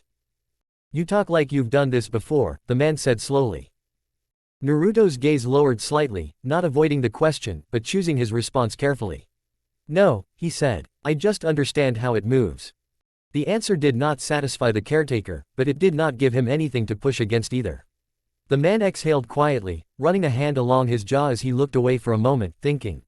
When he looked back, his expression had settled into something more measured. And what exactly are you saying we should do about it? He asked. If it's not right, then what would make it right? Naruto's thoughts aligned immediately. The problem was not the pump itself. It was the leverage. The handle was too short. The force applied by the user was not being distributed efficiently, which meant more effort was required for the same output. Extending the handle would increase the mechanical advantage, reducing the force needed to move the same volume of water. Simple. Naruto looked toward the doorway, his gaze briefly tracing the direction of the pump before returning to the caretaker. The handle is too short, he said. If you make it longer, it will be easier to use. The caretaker blinked once, the simplicity of the answer catching him off guard. That's it, he asked. Make it longer. Naruto nodded. You're putting in more force than needed because the leverage is wrong. A longer handle spreads the force. The movement becomes smoother. The caretaker frowned slightly, clearly trying to process the idea in practical terms rather than abstract ones. And you're sure about this? He asked, though the question no longer sounded dismissive, only cautious. Naruto did not hesitate. Yes. The man studied him again, the earlier wariness returning for a moment, not directed at the idea, but at Naruto himself. It lingered there, unspoken but present, the same hesitation that had always existed around him, the quiet reminder of what he carried that others did not understand. You're a strange kid, the caretaker muttered, almost under his breath, before straightening slightly. All right, he added after a moment, his tone shifting into something more decisive. Come on then, show me what you mean. Naruto stood without hesitation, his movements small but steady as he followed the man outside. The air felt cooler, the space more open, but his attention was already on the pump as they approached it.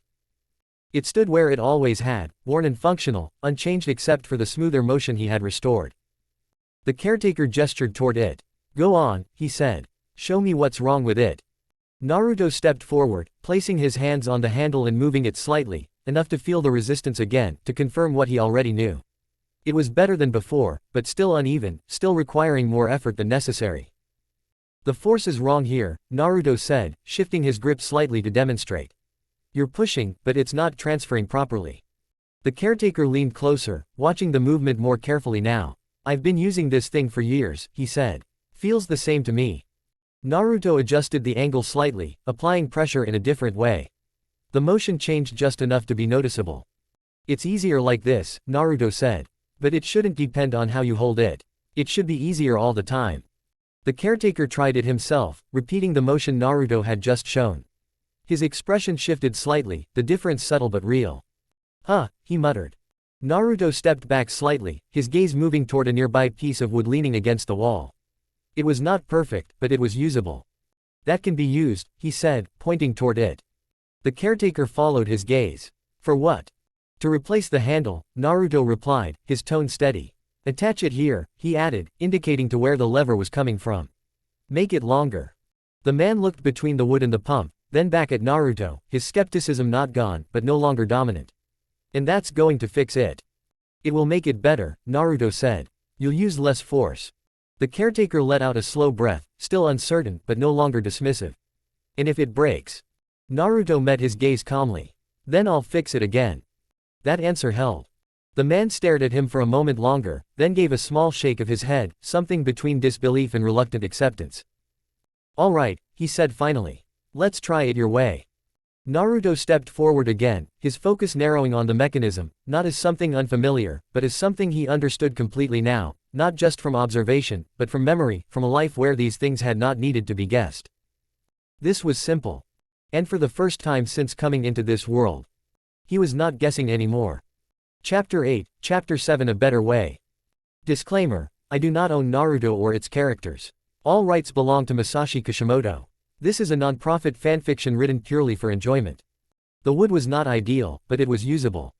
Naruto turned it once in his hands, feeling the weight, the balance, the slight unevenness along one side. It would need to be adjusted, not much, just enough to sit properly where the old handle had been. The caretaker watched him in silence for a moment before speaking again, his tone carrying that same cautious edge, though it no longer held the same dismissal as before. You're not seriously planning to tie that on top of the old one, are you? He asked, eyeing the piece of wood with clear skepticism. That'll just make it worse. Naruto shook his head once. No, it replaces it. That made the man pause.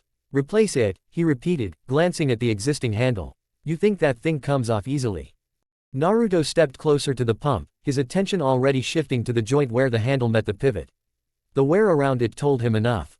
It had been removed before, or at least adjusted. The fastening was simple, not permanent.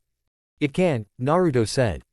The caretaker studied him for a moment longer, then crouched down beside the mechanism, running his fingers along the joint as if confirming what Naruto had already seen. Huh, he muttered under his breath. Didn't think about that. Naruto didn't respond. His focus had narrowed, not on the conversation, but on the structure itself. The handle was shorter than it should have been, forcing more effort into each motion. Replacing it with a longer one would shift the leverage point, reducing the force needed without changing the internal mechanism. Simple. If it was aligned properly. Hold it steady, Naruto said, placing his hands near the joint. The caretaker glanced at him, then at the pump, hesitating only briefly before placing his own hands against the frame to stabilize it. If this snaps, we're both explaining it, he said. It won't, Naruto replied calmly. The old fastening came loose with a bit of effort, the worn pin shifting after a few careful movements. Naruto adjusted his grip, pulling the handle free in a slow, controlled motion rather than forcing it out. The piece came away in his hands, lighter than expected, worn smooth from years of use. The caretaker took it from him, turning it once. No wonder it felt off, he said, almost to himself. This thing's too short. Naruto had already moved on. He positioned the new piece in place, aligning it with the pivot, adjusting the angle slightly before attempting to secure it. It didn't sit perfectly at first. The edge caught, the alignment just slightly off. Too tight. He shifted it again. There, better. Wait, the caretaker said, leaning closer. That won't hold like that. You need something to fix it in place. Naruto nodded toward the old pin still in the man's hand. That. The caretaker blinked, then looked down at it, then back at the new handle. You think it'll fit? It doesn't need to fit perfectly, Naruto said. It just needs to hold the pivot. The man hesitated, then moved to help, guiding the pin into place as Naruto adjusted the alignment. It took a bit of pressure, not forced, but firm enough to seat it properly. The wood resisted at first, then gave just enough for the pin to slide through. It held. The caretaker tested it immediately, shifting the handle slightly. That's. Actually solid, he said, surprise slipping into his tone despite himself. Naruto stepped back half a step, watching the connection, not just for stability, but for movement. The pivot needed to turn cleanly. If it caught, the entire effort would be wasted. Try it, Naruto said. The caretaker stood, placing both hands on the new handle, adjusting his grip instinctively. It felt different immediately, not just in length, but in balance. He pulled. The motion changed. Where before the resistance had been immediate and uneven, now it spread out, the force traveling more smoothly through the movement. It did not remove the resistance entirely, but it reduced it enough that the effort required felt noticeably lighter. The caretaker paused mid-motion, his expression shifting as he pushed again, more deliberately this time. That's easier, he said, more to himself than to Naruto. He continued, pumping a few more times, each movement confirming the same result. Less strain, more control. The motion no longer broke halfway through, it carried. Water followed. Not faster, but steadier. The caretaker let out a quiet breath, releasing the handle slowly as he looked at it, then at Naruto, then back again as if expecting something more to reveal itself. You didn't touch the inside, he said. Naruto shook his head. It didn't need that. The man stared at the pump for a moment longer, then gave a short, almost disbelieving laugh. You're telling me all this time, he trailed off, shaking his head again. All it needed was a longer handle. Naruto didn't correct him. It wasn't all it needed. But it was enough. For now, Naruto said. The caretaker glanced at him, that same look returning briefly, the one that carried both caution and something else, something closer to respect now, though still restrained. You're not done with it, are you? He asked. Naruto's gaze returned to the mechanism. The internal resistance was still there. The alignment could be improved further. The movement could be smoother. Yes, he said quietly. But this is enough. The caretaker watched him for a moment longer, then nodded once, slow and thoughtful. Yeah, he said. For now, this is good. He stepped back from the pump, his posture different now, not relaxed, not fully at ease, but no longer dismissive. Naruto remained where he was, his attention still on the mechanism, his thoughts moving quietly, not rushing ahead, but not stopping either. There was more that could be done. Later. For now, it worked better. Author's note, bit short chapter this time. But these 2 chapters will be used to get the story going. So like an initial motion it will be small and impactful I suppose. Chapter 9, Chapter 8 A Change in Season. Disclaimer, I do not own Naruto or its characters. All rights belong to Masashi Kishimoto. This is a non-profit fanfiction written purely for enjoyment. The pump had become part of the routine. That was the first thing Naruto noticed over the following days. What had once drawn small pauses and uncertain glances now passed without thought, the movement of the handle blending into the rhythm of daily work as if it had always been that way. People no longer stopped to test it or question it. They simply used it, and that was enough. Naruto stood a short distance away that morning, his attention resting on the motion rather than the people around it. The caretaker, who had given Naruto his name as Daichu, had taken his usual place by the pump, one hand gripping the extended handle, the other bracing lightly against the frame as he pulled it down in a slow, steady motion. The movement flowed more evenly now, the resistance spreading out instead of catching abruptly, and the effort required no longer showed in the tension of his shoulders. Daichi repeated the motion once more, slower this time, as though measuring it against memory. Still holding, he said after a moment, his voice low but clear, more observation than statement. He pulled again, testing it deliberately, then released the handle and stepped back, wiping his hands against his clothes. Naruto watched him without moving. Daichi glanced over after a moment, his eyes settling on Naruto with a look that no longer carried the same dismissal it once had, though the distance had not disappeared entirely. You've been keeping an eye on it? He asked. Naruto nodded. It hasn't shifted. Daichi gave a small grunt, half acknowledgement, half habit. Feels different, he said, turning slightly back toward the pump. Doesn't fight you halfway through anymore. You can actually keep the motion going without forcing it. Naruto's gaze shifted to the pivot point, his thoughts moving ahead of the conversation, tracing the movement, the small inconsistencies that still remained beneath the improvement. It still catches, he said, stating what he observed. Near the top of the movement. Daichi frowned slightly and reached for the handle again, pulling it more slowly this time, paying attention in a way he hadn't before. The resistance was faint, easy to ignore, but it was there, a slight interruption in the flow that became noticeable only when you looked for it.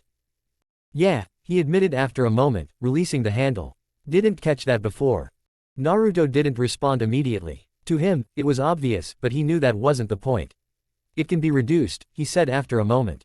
The parts inside aren't aligned properly. There's still friction where there shouldn't be. Daichi let out a short breath, shaking his head as he stepped back. You say that like it's something we can just adjust, he said, glancing down at the pump again. You'd have to take the whole thing apart to deal with that. Naruto considered it briefly. Yes. The answer came simply, without hesitation. Daichi looked at him again, a faint, incredulous expression crossing his face before he let out a quiet laugh that held no real humor.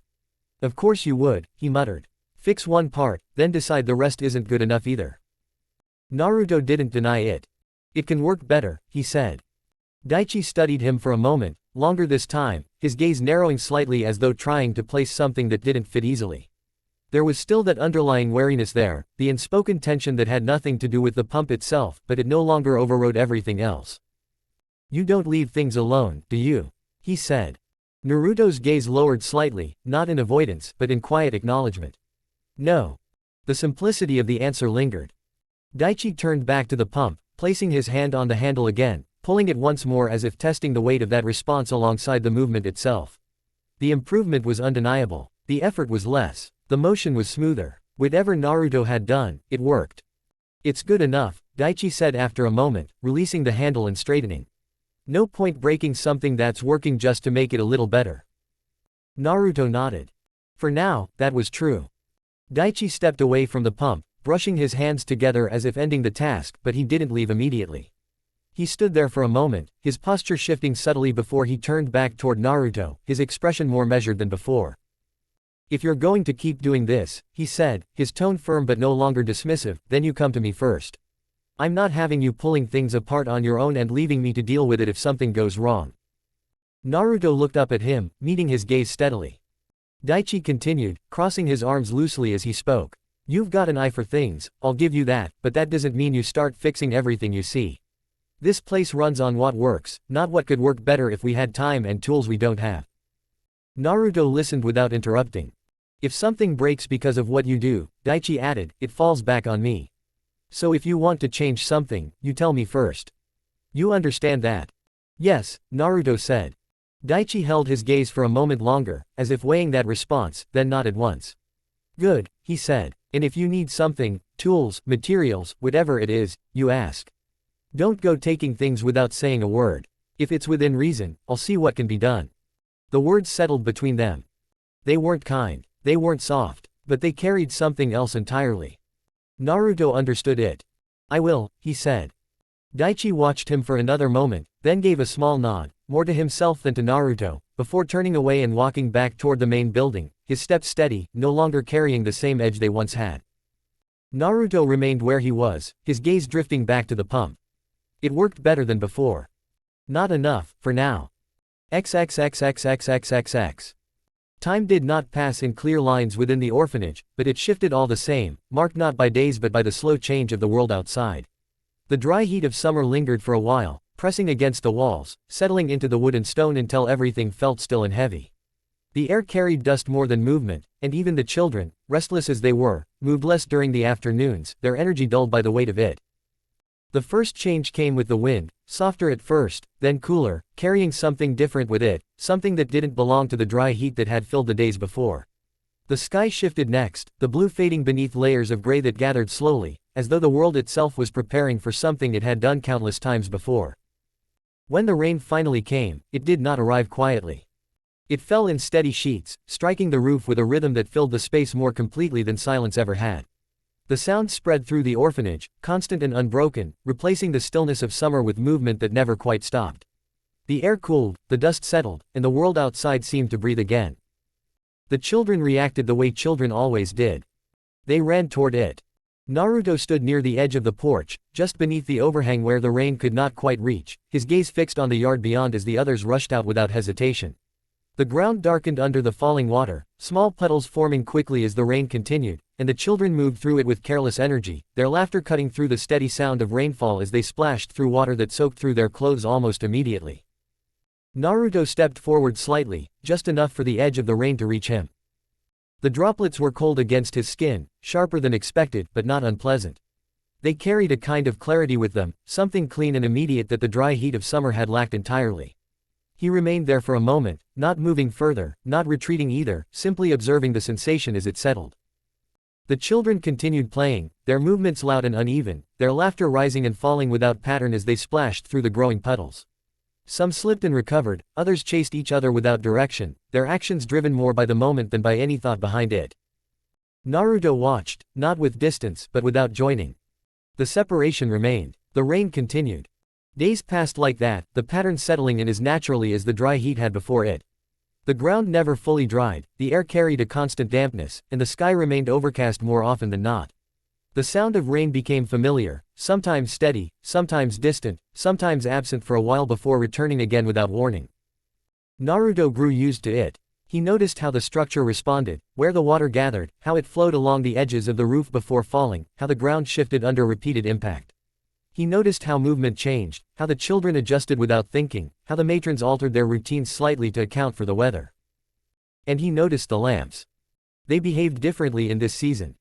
The flames that had once remained mostly steady during the stillness of summer now moved constantly, reacting to the subtle shifts in air that the rain brought with it.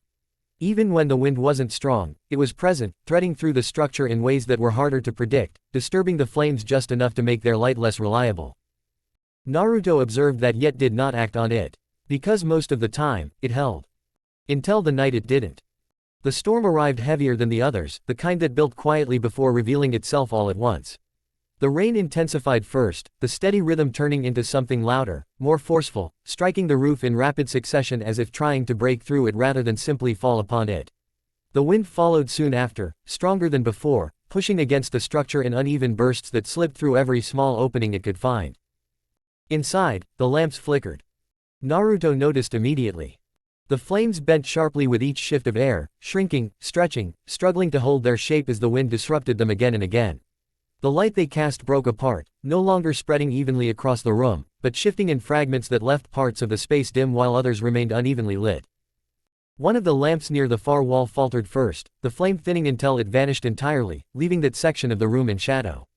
Another followed not long after, the sudden absence of light altering the space more than the presence of the others could compensate for. The room did not go dark. But it stopped being clear. Naruto's gaze moved across the shifting light, his attention sharpening as he watched the way the remaining flames struggled to stabilize, their movement no longer controlled, their output inconsistent. The problem was not that the lamps had gone out. It was that they could not hold. A low rumble of thunder rolled through the night, the sound carrying through the structure a moment before the flash that followed, brief and bright, illuminating the room in a way the lamps could not. A child stirred. Naruto turned his head slightly, his attention shifting toward the movement as the child sat up abruptly, disoriented by the sudden sound. The uneven light made the space unfamiliar, the shadows stretching in ways that did not match the structure of the room, and for a moment, the child hesitated, unsure of where to move. Then he moved anyway. He stepped down from his bedding, his movements quick but uncertain, his eyes adjusting too slowly to the shifting light around him. The remaining lamps provided enough visibility to see shapes, but not enough to define them clearly, leaving gaps in perception that the child could not account for. He moved toward where the matrons usually were. Naruto watched the movement closely, his attention fixed not on the child himself, but on the space between each step, on the way the light failed to support the motion that followed. The misstep came quietly, a slight shift, a loss of balance. Too small to notice until it wasn't. The fall followed immediately after, the sound sharp against the uneven quiet of the room, the impact echoing just long enough to draw every bit of attention toward it. The cry came next, louder than anything else that had filled the space that night. Everything else stopped. Naruto did not move. He watched. The rain continued outside, steady and relentless, the wind pressing against the structure as it had before, unchanged by what had just happened within it. The darkness hadn't caused it. The light had. Or rather, the way it failed. Chapter 10, Chapter 9 The First Project. Chapter 9 The First Project and Shadows Beyond. Disclaimer: I do not own Naruto or its characters. All rights belong to Masashi Kishimoto. This is a non-profit fanfiction written purely for enjoyment. Morning came quieter than the night before. The storm had passed, leaving behind damp air and softened ground, the steady rhythm of rain replaced by the occasional drip of water falling from the edges of the roof. The orphanage moved more slowly that day, the usual routines continuing, but with a subdued weight that lingered beneath them. The child who had fallen the night before had been treated, his arm wrapped and secured, his movement restricted but stable. The matrons kept a closer watch than usual, their attention shifting more often than before. Naruto noticed all of it, the concern, the voices and the cause. The lamps had failed.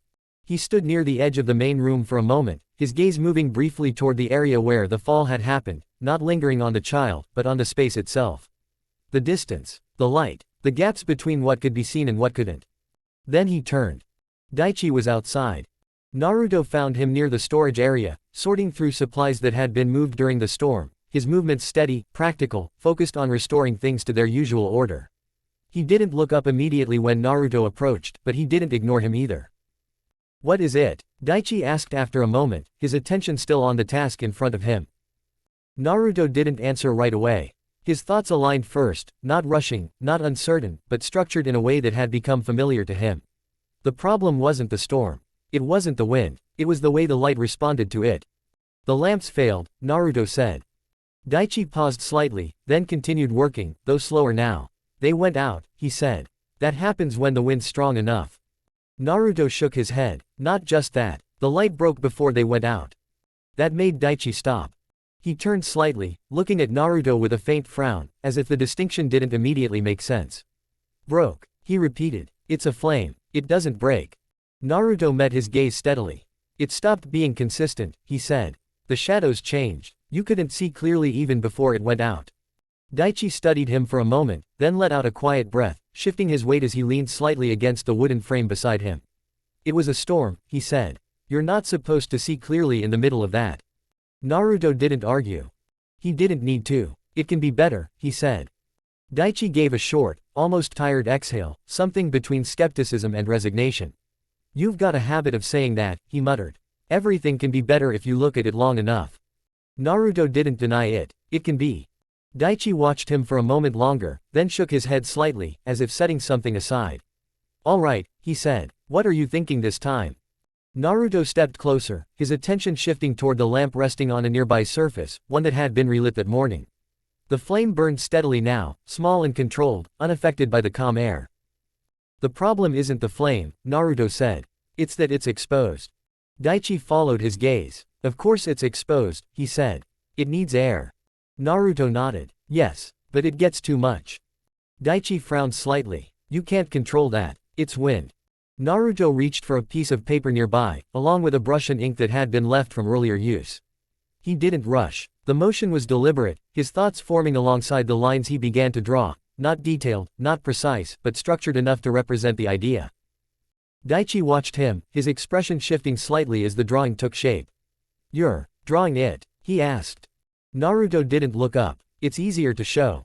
The lines formed into a simple structure, a base, a frame, an enclosed space around the flame with openings left intentionally.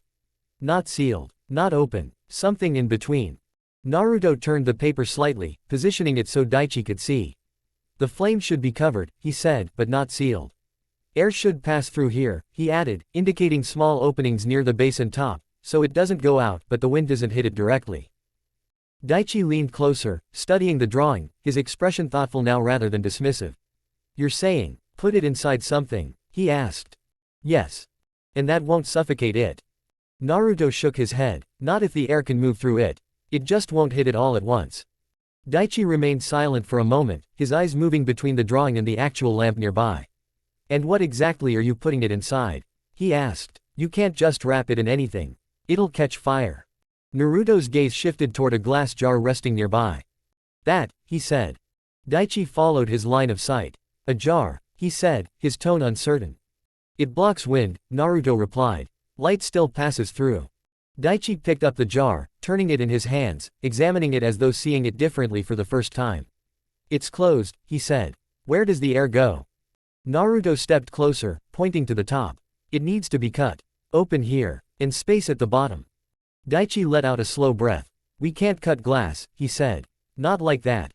Naruto didn't respond immediately. That wasn't a limitation, it was a step. "Someone can," he said. Daichi glanced at him. "The glassmaker," he muttered. Naruto nodded. Daichi looked back at the drawing, then at the jar again, then back at Naruto, his expression no longer dismissive but cautious in a different way now. "And you're sure this is going to work?" he asked. Naruto considered the question, not as doubt but as verification. "The flame needed protection with proper airflow and it will provide a steady flame. Of course it would work, it was a lantern." He knew this, it was a tried and tested appliance in his old world before the invention of electronic lights. The design should work here as well. Yes, he said. Daichi studied him for a moment longer, then exhaled slowly, his shoulders shifting as though he had made a decision he wasn't entirely comfortable with yet. All right, he said. Let's say we do this. That jar won't last. It'll crack, or break, or someone will knock it over. If we're going to do it, we do it properly. Naruto's attention sharpened slightly. Metal frame, Daichi continued, thinking aloud now. Something to hold it in place. Base to keep it steady. Handle, maybe. Naruto nodded. And space for the flame. Daichi glanced at him again. And whatever you're talking about with the air. Naruto pointed back to the drawing. Openings. Controlled. Daichi let out a quiet breath, then gave a small shake of his head, something between disbelief and reluctant acceptance. You really don't stop, do you? Naruto didn't answer. He didn't need to. Daichi set the jar back down beside the lamp, his attention lingering on the flame for a moment before he spoke again, his tone quieter now, less dismissive than it had been earlier. Some of these burn differently, he said, gesturing toward the lamp. You've probably noticed that already. Naruto's gaze remained on the flame. Yes, he said. The movement is more stable. It doesn't shift as much. Daichi nodded slowly. That's the thing, he said. Not all of them are made the same. Some last longer, some burn cleaner, and some just hold better. Doesn't matter how much oil you put in them, they don't behave the same way. Naruto stepped slightly closer, his attention narrowing on the flame, not just observing it now, but trying to understand what made it different. Why? He asked. Daichi let out a short breath, rubbing the back of his neck as if the question had pushed him into unfamiliar ground. If I knew that properly, I wouldn't be here doing this, he said. It's something the shinobi use. Or something they put into it. I've heard people talk about it, but that's about it. Naruto looked at him. What is it? Daichi hesitated. He wasn't avoiding the question. He simply didn't have a clear answer. They call it chakra, he said after a moment, the word sounding more like something repeated than understood. Some kind of energy. Comes from the body, or maybe the mind. I don't know exactly. Shinobi use it for all sorts of things. Fighting, moving fast, doing things that don't make much sense if you look at it too closely. Naruto listened without interrupting, his expression unchanged, but his attention fully engaged now. Energy, he repeated, not as a question, but as something he was trying to place. Daichi nodded, though uncertainly. That's what people say. I've seen lamps like this before, ones that don't flicker as easily. They say it's because of chakra, something added to the way it's made. Makes it more stable. Beyond that, I couldn't tell you. Naruto's gaze shifted back to the flame. It was the same structure, used the same, it behaved differently, means the difference wasn't external, it was something internal. What are shinobi? Naruto asked. Daichi looked at him again, a faint crease forming between his brows, as if he had expected the question but not so directly. You haven't seen them? He asked. Naruto shook his head. Daichi exhaled slowly, glancing briefly toward the direction of the village beyond the orphanage before looking back. There. The ones who handle things outside what people like us deal with, he said. Protection, missions, whatever the village needs that isn't just work and trade. They train for it, use that chakra I mentioned. Do things most people can't. Naruto absorbed that quietly. Can I see them? He asked. Daichi studied him for a moment, then let out a small breath, his posture shifting as if considering something he hadn't planned on agreeing to yet. I've got to head out to the blacksmith and the glassmaker if we're going through with this, he said. You can come along. You'll see them around the village. No guarantees you'll understand what they're doing, but you'll see enough. Naruto nodded once. That was enough for now. Daichi gave a short, almost resigned shake of his head. Don't wander off, he added. You stay with me, and you don't get in anyone's way. If we're doing this, we do it properly. I understand, Naruto said. Daichi looked at him for a moment longer, then nodded, as if settling the matter. We'll go later, he said. Once things here are sorted. Naruto's gaze drifted back to the lamp. The flame remained steady and unchanged. But no longer simple. The energy, chakra. The word stayed with him. Not fully understood, but connected, not unfamiliar either. Something about it felt known. As though he had seen something like it before, something that worked without being visible. Naruto didn't chase it, he watched the flame instead. And this time, he wasn't just looking at the light. XXXXXXX. The orphanage did not change much after a single night, but something about the morning felt different to Naruto. It wasn't visible in the structure or the routines that followed, but in the way attention lingered on certain things just a fraction longer than before. The injured child remained inside, his arm bound and kept still, the matrons moving around him with more care than usual. The lamps had been relit as they always were, their flames steady now in the absence of wind, their earlier failure already fading into something that would be accepted rather than questioned. Naruto stood near the entrance when Daichi called for him, the man already prepared to leave, a small cloth bag slung over his shoulder with what little they needed for the day. His posture carried the same practical focus as always, but there was a difference in the way he glanced at Naruto now, not as an afterthought but as someone expected to follow. "Stay close," Daichi said as they stepped outside. "We're not making this longer than it needs to be." Naruto nodded once and followed. The world beyond the orphanage felt larger immediately, not because of distance but because of movement. The village was not quiet the way the orphanage often was. It carried sound in layers, footsteps, voices, the distant rhythm of work being done, the occasional call from one place to another. The rain had softened the ground, leaving patches of damp earth and shallow puddles along the paths, and the air still held the lingering coolness of the storm. Naruto's gaze moved constantly, not in distraction but in observation. The buildings were structured differently from the orphanage, more varied, some reinforced with stone, others with wood, all arranged with purpose rather than repetition. Tools rested outside certain shops, materials stacked in ways that suggested ongoing work, not storage. People moved through the space with direction, not drifting, but going somewhere, doing something. And they noticed him. Not all of them. Not openly, but enough. A glance that lingered a second too long.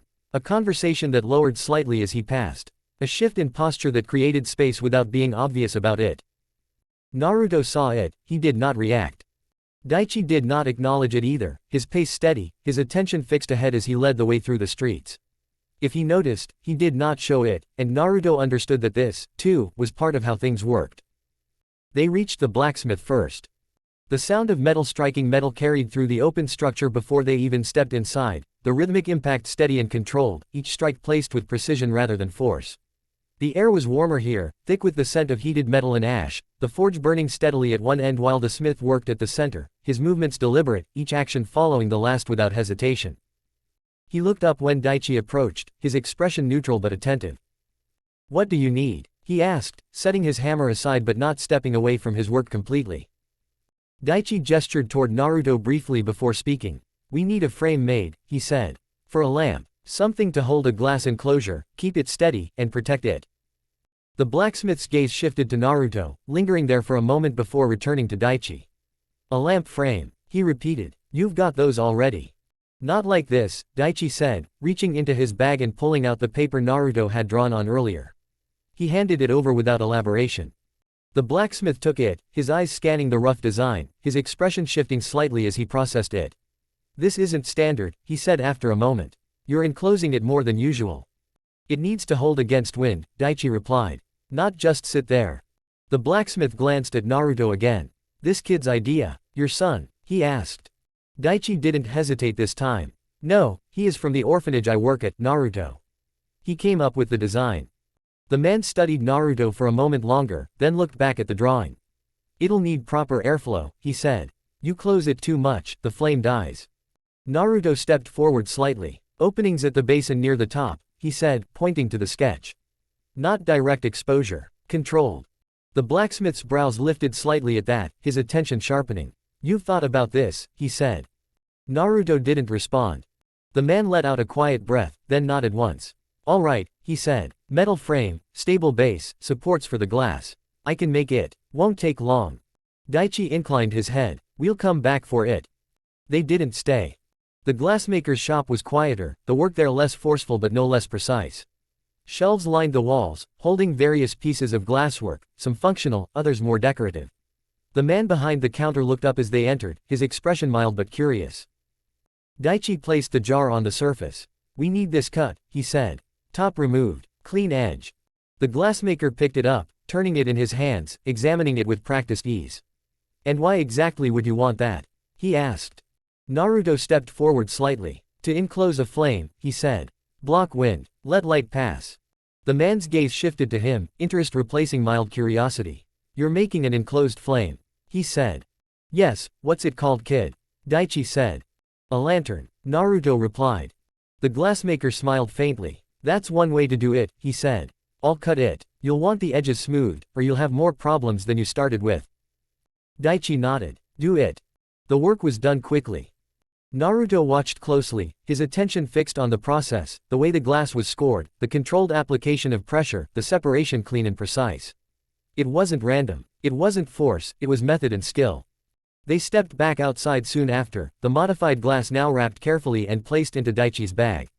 The path back took them through a different part of the village, one Naruto hadn't seen before, and it was there that something changed. The movement came first. Too fast. Not in a way that blurred completely, but in a way that didn't match the effort required. A figure crossed the space above, not jumping in the way a normal person would, but moving from one rooftop to another with a level of control that didn't align with the distance. Naruto's gaze followed it immediately. Another followed, then a third. Daichi didn't stop walking. Don't stare, he said quietly. Naruto didn't respond, but his attention remained fixed on the movement, on the way they landed without sound, on the way their motion carried without breaking. That's Shinobi, Daichi added after a moment, his tone low but matter of fact. What I was talking about. Naruto watched as one of them paused briefly on a rooftop, then vanished from sight in a way that didn't follow normal movement. Not hidden, gone. His mind caught on that. The distance, the speed, the absence of impact. It didn't align. Something about it felt familiar. A faint impression surfaced, not clear, not complete, just enough to create a sense of recognition without context. Something about movement that didn't rely on continuous motion. Something that bypassed the space in between. The thought slipped before it could form fully. Naruto didn't chase it. He returned his attention to the present. They continued walking. By the time they returned, the metal frame was ready. It wasn't decorative. It wasn't refined. It was built for function, the structure solid, the base stable, the supports positioned exactly where they needed to be. The blacksmith handed it over without ceremony, his gaze shifting briefly to Naruto before returning to Daichi. Fits your design, he said. Don't burn the place down with it. Daichi gave a short nod. We won't. Back at the orphanage, the assembly began. Naruto worked alongside Daichi, not directing, but adjusting, his hands steady as he positioned the glass within the frame, ensuring the spacing remained consistent. The openings were left as intended, small enough to control airflow, large enough to sustain the flame. The lamp was lit. The flame held. They waited. A small gust of wind moved through the space, weaker than the storm, but enough to test the structure. The flame shifted, but it didn't go out. Daichi leaned closer, watching it carefully, then exhaled slowly, something in his posture easing slightly. It holds, he said. I told you it would work, Naruto said. It wasn't a new design for him, but for this world it was. He smiled, after all it was his first working design in this world. Chapter 11, Chapter 10 Small Changes. Disclaimer, I do not own Naruto or its characters. All rights belong to Masashi Kishimoto. This is a non-profit fanfiction written purely for enjoyment. The orphanage did not change all at once. The days remained the same on the surface, the same routines, the same work, the same voices moving through the halls. But small things began to feel different over time. The nights were steadier now, the light holding where it once failed, and the space moved more easily around it. What had started as a single change no longer stood out on its own. It had become part of how things worked. The lantern was no longer a single object. It had begun as one, built through effort and uncertainty, tested against wind and doubt, but it did not remain alone for long. Once its purpose proved reliable, once it held against the kind of instability that had once caused disruption, it became something worth repeating. Daichi had not said much when they built the first, but he had not stopped there either. Materials were gathered where possible, metal shaped again at the smith, glass cut and fitted with more precision each time, and gradually, without ceremony, more lanterns appeared. They were not identical, some were rougher than others, their frames less refined, their glass slightly uneven, but they all followed the same structure. Enclosed flame, controlled airflow, stable output. They did not flicker the way the old lamps had, and more importantly, they did not fail at the first sign of wind. The nights changed, where shadows had once broken the space into uncertain fragments, the light now held more consistently, stretching across the room without collapsing at its edges. Movement became easier, not faster, but more certain, the path between one place and another no longer interrupted by sudden absence of visibility. The matrons adjusted without acknowledging it directly, placing the lanterns where they mattered most, near the sleeping areas, near the stairs, near the entrances where movement was most likely to become uncertain. The children adapted even faster, they no longer hesitated when they moved at night. They did not wake into confusion as often, their surroundings clearer even when the weather shifted. The fear that had once accompanied sudden darkness faded into something less immediate, replaced by a familiarity that settled quickly into routine. The incident did not repeat. Naruto observed all of it without drawing attention to himself, his presence remaining as it always had, slightly apart, not excluded but not included either. That had not changed. What had changed was how his actions remained. They no longer disappeared into routine immediately. They lingered. Daichi noticed, he did not say it openly, but his behavior shifted in ways that Naruto recognized more clearly than anyone else would have. The man no longer dismissed him outright when he spoke, nor did he treat his observations as something to be brushed aside. He did not encourage him either, not in any direct sense, but there were moments now where he paused, where he looked, where he considered before responding. That was enough. One evening, as the lanterns were being lit, Daichi stood near the central one, adjusting the wick slightly before stepping back. Naruto was already there, watching the flame settle into its steady rhythm, the light spreading outward in a way that did not collapse under minor shifts in air. Daichi glanced at him without turning fully. "You see anything wrong with it?" he asked, his tone casual, but not dismissive. Naruto's gaze remained on the lantern. He observed the flame first, then the airflow through the openings, then the stability of the frame itself. "It holds," he said. "The air passes through evenly." Daichi nodded slightly. "Better than the first one," he said. "Glass fits tighter. Doesn't rattle." Naruto shifted his attention briefly to the base. "It could be steadier," he added. "The bottom isn't balanced completely." Daichi gave a short exhale, something close to a quiet acknowledgement. "Yeah," he said. "Noticed that when I set it down. We'll fix it next time." The exchange ended there. The understanding remained. Naruto moved through the days with the same quiet consistency, but his attention had changed. He no longer observed only what was in front of him. He observed how things connected, how one adjustment affected another, how systems behaved when altered. The pump, the lanterns, the structure of the orphanage itself, all of it existed not as separate pieces but as parts of something larger. He began to look for it. Where water was used inefficiently. Where movement created unnecessary effort. Where structure failed under repeated use. He did not act on everything he noticed. He did not need to. Observation came first. Understanding followed. The lanterns remained his primary focus. Not the structure but the flame. Some burned more steadily than others, even within the same design. The difference was subtle, but present enough that it could not be ignored once seen. The fuel was the same. The structure was the same. And yet, the behavior differed.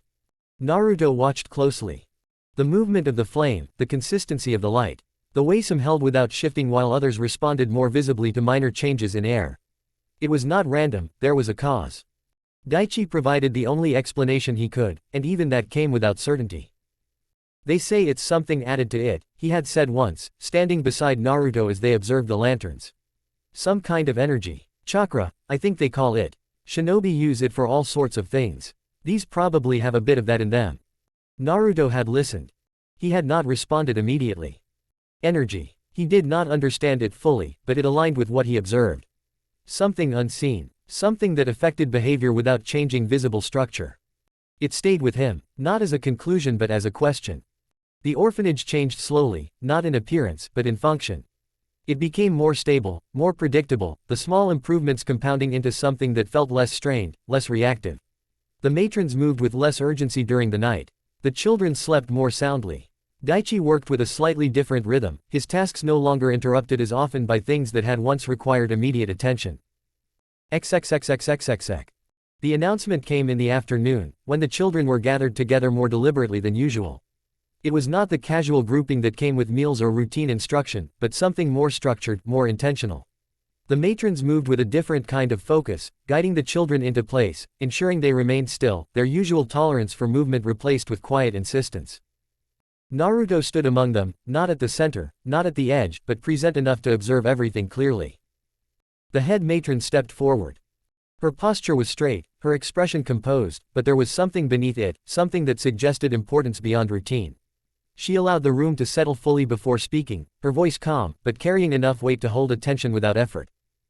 "Listen carefully," she said. "We will be receiving a visitor." The words alone were enough to shift the atmosphere. A murmur moved through the children, small, contained, but present. The matron did not raise her voice. She didn't need to. "This is not a usual visit," she continued. "The Hokage will be coming here." The murmurs changed. Confusion. Recognition. Excitement from some and uncertainty from others. Naruto remained still, the word meant nothing to him. Not yet. The matron continued, her gaze moving across the group, ensuring attention remained where it needed to be. When he arrives, you will remain in place. You will not speak unless spoken to. You will not move without instruction. You will behave as you are expected to behave. This is important, she added. Not just for this place, but for all of you. You will show respect. You will listen. And you will not cause disruption of any kind. The instructions settled. Clear, firm and unavoidable.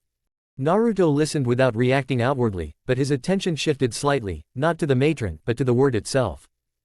Hokage, the word carried weight. Not in meaning but in reaction. The children responded to it. That was enough to mark it as important. Daichi stood near the back, his posture steady, his expression neutral, but when Naruto's gaze shifted toward him briefly, he noticed the slight change there as well, the quiet acknowledgement that this was not routine. Naruto didn't move when the others began to disperse, his attention lingering on the word that had shifted the entire room so easily. He turned slightly, his gaze finding Daichi near the back, and walked over without hesitation. Daichi noticed him approach, his posture remaining the same, but his attention shifting. "What is the Hokage?" Naruto asked. Daichi let out a small breath, as if the question had been expected but not necessarily something he had planned to explain in detail. "He's the leader of the village," he said. "Everything here, the people, the work, the shinobi. It all falls under him." Naruto listened, his expression steady. "Shinobi," he repeated. "The ones we saw in the village." Daichi nodded once. "Yeah, them. They're trained for things most people don't deal with. Protection, missions, keeping things running outside what civilians can handle." Naruto's gaze lowered slightly, his thoughts aligning with what little he had already seen. "And they use that energy," he said. "Chakra." Daichi shifted his weight, scratching lightly at the side of his neck. "That's what it's called," he replied. "Don't ask me how it works. I've seen what they can do with it, but that doesn't mean I understand it. It's something they train for, something most people don't have control over." Naruto looked back up at him. "Can anyone learn it?" Daichi hesitated for a moment before answering. "Maybe," he said, "but not like them. Shinobi train from a young age for it. It's not just something you pick up because you want to. There's a system to it, people who teach it, rules around it." Naruto absorbed that quietly. Daichi glanced toward the main building, then back at Naruto. "You'll see more of it when the Hokage comes," he added. "He won't come alone. Shinobi will be with him. Just stay where you're supposed to and watch. That's enough." Naruto nodded once. That was enough. The explanation wasn't complete but it didn't need to be. Chapter 12, Chapter 11 The Weight of a Promise. Disclaimer: I do not own Naruto or its characters. All rights belong to Masashi Kishimoto. This is a non-profit fanfiction written purely for enjoyment. The arrival was not loud, but it was felt before it was seen. The orphanage had been prepared well in advance, the children gathered and instructed, the spaces cleaned more thoroughly than usual, and the routines adjusted to remove any unnecessary movement. The matrons moved with a quiet tension that did not break their composure, but altered it just enough to be noticed. Even the air within the building felt different, not heavier, but more deliberate, as if everything had been arranged to meet expectation rather than simply exist. Naruto stood at the back of the hall.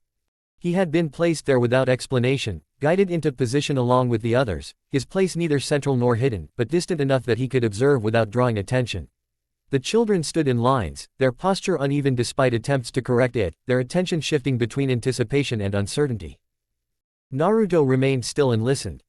The sound came first, footsteps approaching from outside, steady, measured, accompanied by the quieter presence of others moving in coordination rather than individually. The door opened shortly after, and the shift in the room was immediate, not through sound, but through attention. Hiruzen Sarutobi stepped inside. He did not carry himself with force, nor did he impose presence through volume or motion, but there was something in the way the space responded to him that made his position clear without needing to be stated. His gaze moved calmly across the room, not lingering on any one point yet taking in everything at once, his posture relaxed but controlled, his hands resting loosely at his sides.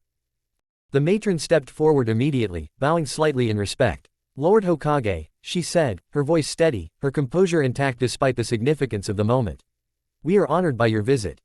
Hiruzen inclined his head gently in acknowledgement. "You've maintained this place well," he replied, his tone calm, measured, carrying neither excessive praise nor indifference.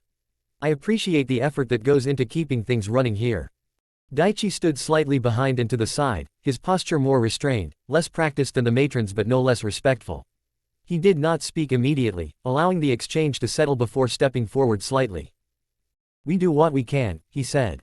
"The children are fed, sheltered, and cared for." Hiruzen's gaze shifted briefly toward him, assessing without judgment. "And recently improved, I hear," he said, his eyes moving past him toward the interior of the orphanage, where the lanterns hung in place, their design noticeably different from the standard lamps used elsewhere. Daichi hesitated for a fraction of a moment before answering. "A small adjustment," he said. "Something to deal with the wind during the rains."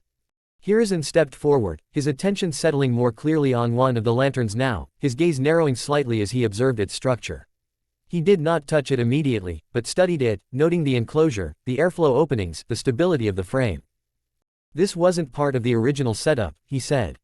"No," Daichi replied. "It was suggested." Hiruzen's gaze shifted again, this time more deliberately, though he did not yet turn fully toward the children. "Suggested," he repeated, as if considering the word more than the answer itself. Daichi did not elaborate. Hiruzen allowed the moment to pass. "Practical," he said after a brief pause. "And effective, from what I can see." The matron inclined her head slightly. "It has made the nights easier," she said. "Safer." Hiruzen nodded once, then began walking further into the orphanage, his movement unhurried, his attention shifting from object to space, from structure to function. He observed the arrangement of bedding, the spacing between movement paths, the placement of resources, all without interrupting the flow of the room. The children remained still. Naruto watched. Hiruzen's gaze moved across them gradually, not scanning, but acknowledging, each face, each posture, each presence. He did not linger on any one child at first, but when his eyes reached the back, they stopped. Naruto met his gaze. There was no reaction on his face. No recognition, only observation. But something in that moment shifted. Not in Naruto but in Hiruzen. The stillness of his expression remained, but behind it, something moved, something that did not belong to the present moment, something that reached backward rather than forward. The hall faded, he could see that terrible night of the Kyuubi and a small yellow-haired baby sleeping peacefully in his arms. XXXXXXX. The destruction had not settled. It lingered in the air, in the broken lines of the village, in the silence between voices that should have filled the streets but did not. Smoke still rose from places where fire had been put out too late, and the scent of ash had not yet faded into memory. The Nine Tails had been sealed, the chaos contained, but nothing about the aftermath felt resolved. It hung instead, heavy and unresolved, waiting for something to give it shape. Hiruzen stepped into the council chamber carrying that weight with him. The room was full. Not orderly, not calm. Full. The Shinobi Council had gathered quickly, but they were not alone. Civilian representatives had been brought in as well, their presence louder, less controlled, driven not by discipline but by fear that had not yet settled into reason. The space carried tension not as a background, but as its core, voices already rising before the Hokage had even taken his place. Sume Inuzuka stood near the front, her posture sharp, her presence restless, as though remaining still required effort she did not have to spare. Fugaku Uchiha stood opposite, composed, his expression unreadable but his attention fixed and calculating. Hiyashi Hyuga remained rigid and precise, his silence deliberate rather than passive. The Kurama clan head stood slightly apart, his gaze unsettled, as though something deeper than the attack itself disturbed him. Among the civilians, the difference was immediate. A broad-shouldered man with a strained expression spoke first, his voice cutting through the room without waiting for order. "This should not even be a discussion," he said. "That thing is inside a child. You expect us to treat it as anything but a threat. That thing saved this village from destruction." Sume snapped back immediately, her tone sharp enough to halt the room for a moment. "Watch your words. It nearly destroyed it first." The man shot back, his voice rising. "Have you forgotten what just happened outside these walls?" Hiruzen stepped forward. The room did not quiet immediately, but it shifted. "That is enough," he said, his voice firm, not raised, but carrying enough weight to force attention back where it belonged. He took his seat. Silence followed, not complete, but controlled. Danzo stood already, as if he had been waiting for the moment. "The Nine Tails has been sealed," he said, his tone even, untouched by the emotion filling the room. "The Jinchuriki lives. That fact alone defines the situation we are in." "A situation?" Another civilian voice cut in, this one sharper, more controlled but no less heated. A thinner man, dressed more formally, stepped forward, his expression tight. "You call this a situation? That child carries the same thing that just tore through our homes. My people are asking what you intend to do about it, and I do not have an answer for them. You will have one, Hiruzen said. Then give it, the man pressed. Because if you don't, fear will fill that gap, and you know what that leads to. Fugaku spoke then, his voice calm, measured, but carrying its own weight. Fear is not irrational in this case, he said. The Nine Tails is not gone. It is contained. That is not the same thing. Sum turned toward him. Contained in a child, she said. You're speaking about him like he's already lost. Fugaku did not flinch. I am speaking about what he carries, he replied. Not what he is. That difference matters, Sum said. It does, Fugaku agreed. But not to those who will come for him. Danzo stepped forward slightly. Kumo has already increased its border activity, he said. Our scouts have confirmed movement near known observation points. Iowa has not acted yet, but their silence is not reassuring. If word spreads that the Nine Tails is contained within a child, they will not hesitate. They will either attempt to take him, or eliminate him. The words settled heavily. The civilian man from before stepped forward again, his restraint beginning to crack. Then why is this even a question? He demanded. You lock him away. Seal him further if you have to. Keep him somewhere no one can reach him. Or kill him, another voice added quietly, but clearly. The room stilled. Hiruzen's gaze sharpened. Say that again, he said. The man who had spoken stepped forward, his expression strained but resolute. You heard me, he said. If the risk is that great, then you remove it. Permanently. A shift in chakra filled the room. Not visible but present. Hiruzen stood slowly. You are speaking about a child, he said, his voice no longer calm, the restraint in it thinning under something deeper. A child who has just been born into a world that has already decided what he should be. And what he is, the man shot back. Don't pretend otherwise. We all saw what that thing can do. Hiruzen's expression hardened. I saw it, he said. I fought it, and I lost people to it. Do not stand here and speak to me about what it is as if I do not understand the cost. The room held its breath. The man did not back down. And what about the cost if it happens again? He asked. That question lingered. Danzo answered it. It will not happen again, he said. If we take the correct precautions. Hiruzen did not look at him. What precautions? He asked. Danzo met his gaze. The Jinchuriki is placed under Anbu control, he said. Raised in isolation, trained from the beginning, conditioned to serve the village before he develops independent thought. Sum's expression darkened immediately. You're talking about turning him into a weapon before he can even walk, she said.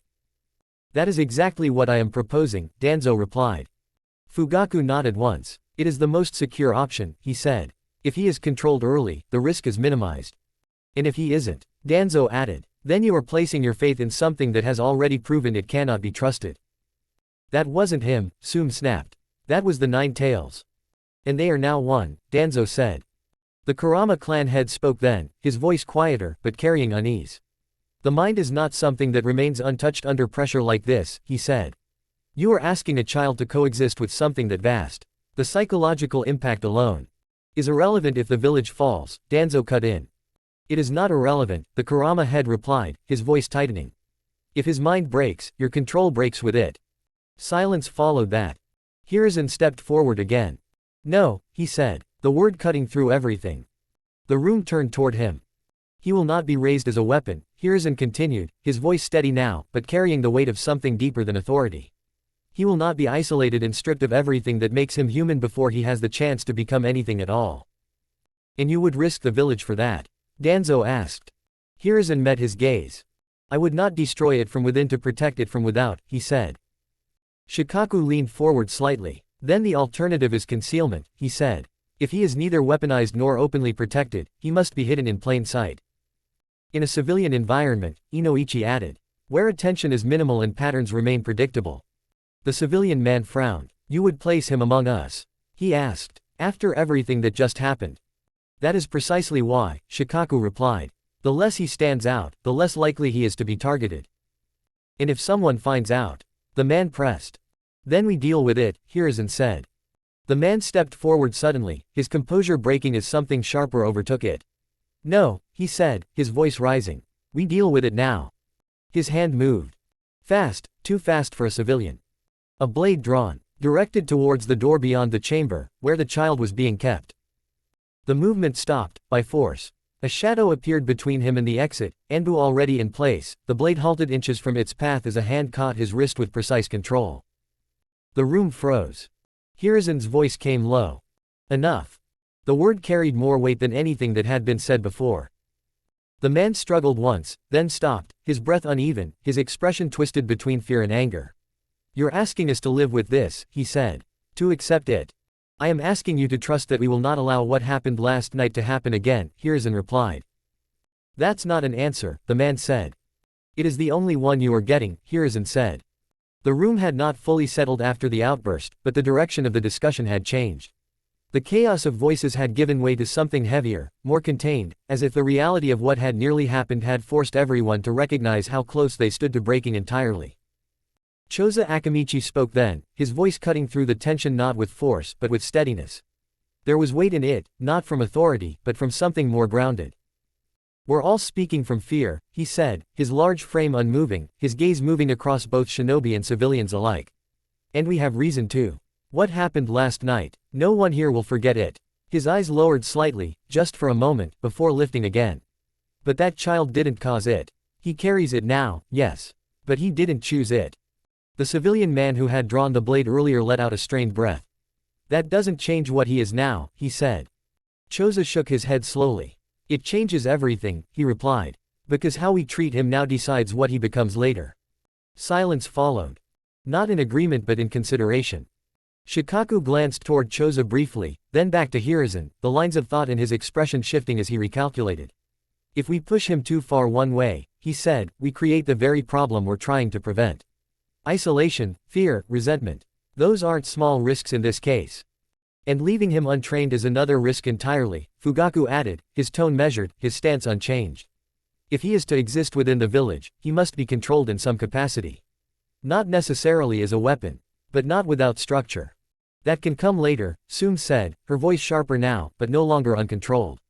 You don't shape a child through fear and expect anything but the same in return. Danzo's gaze shifted between them, his patience thinning. You are all arguing over variables that do not matter if the outcome is failure, he said.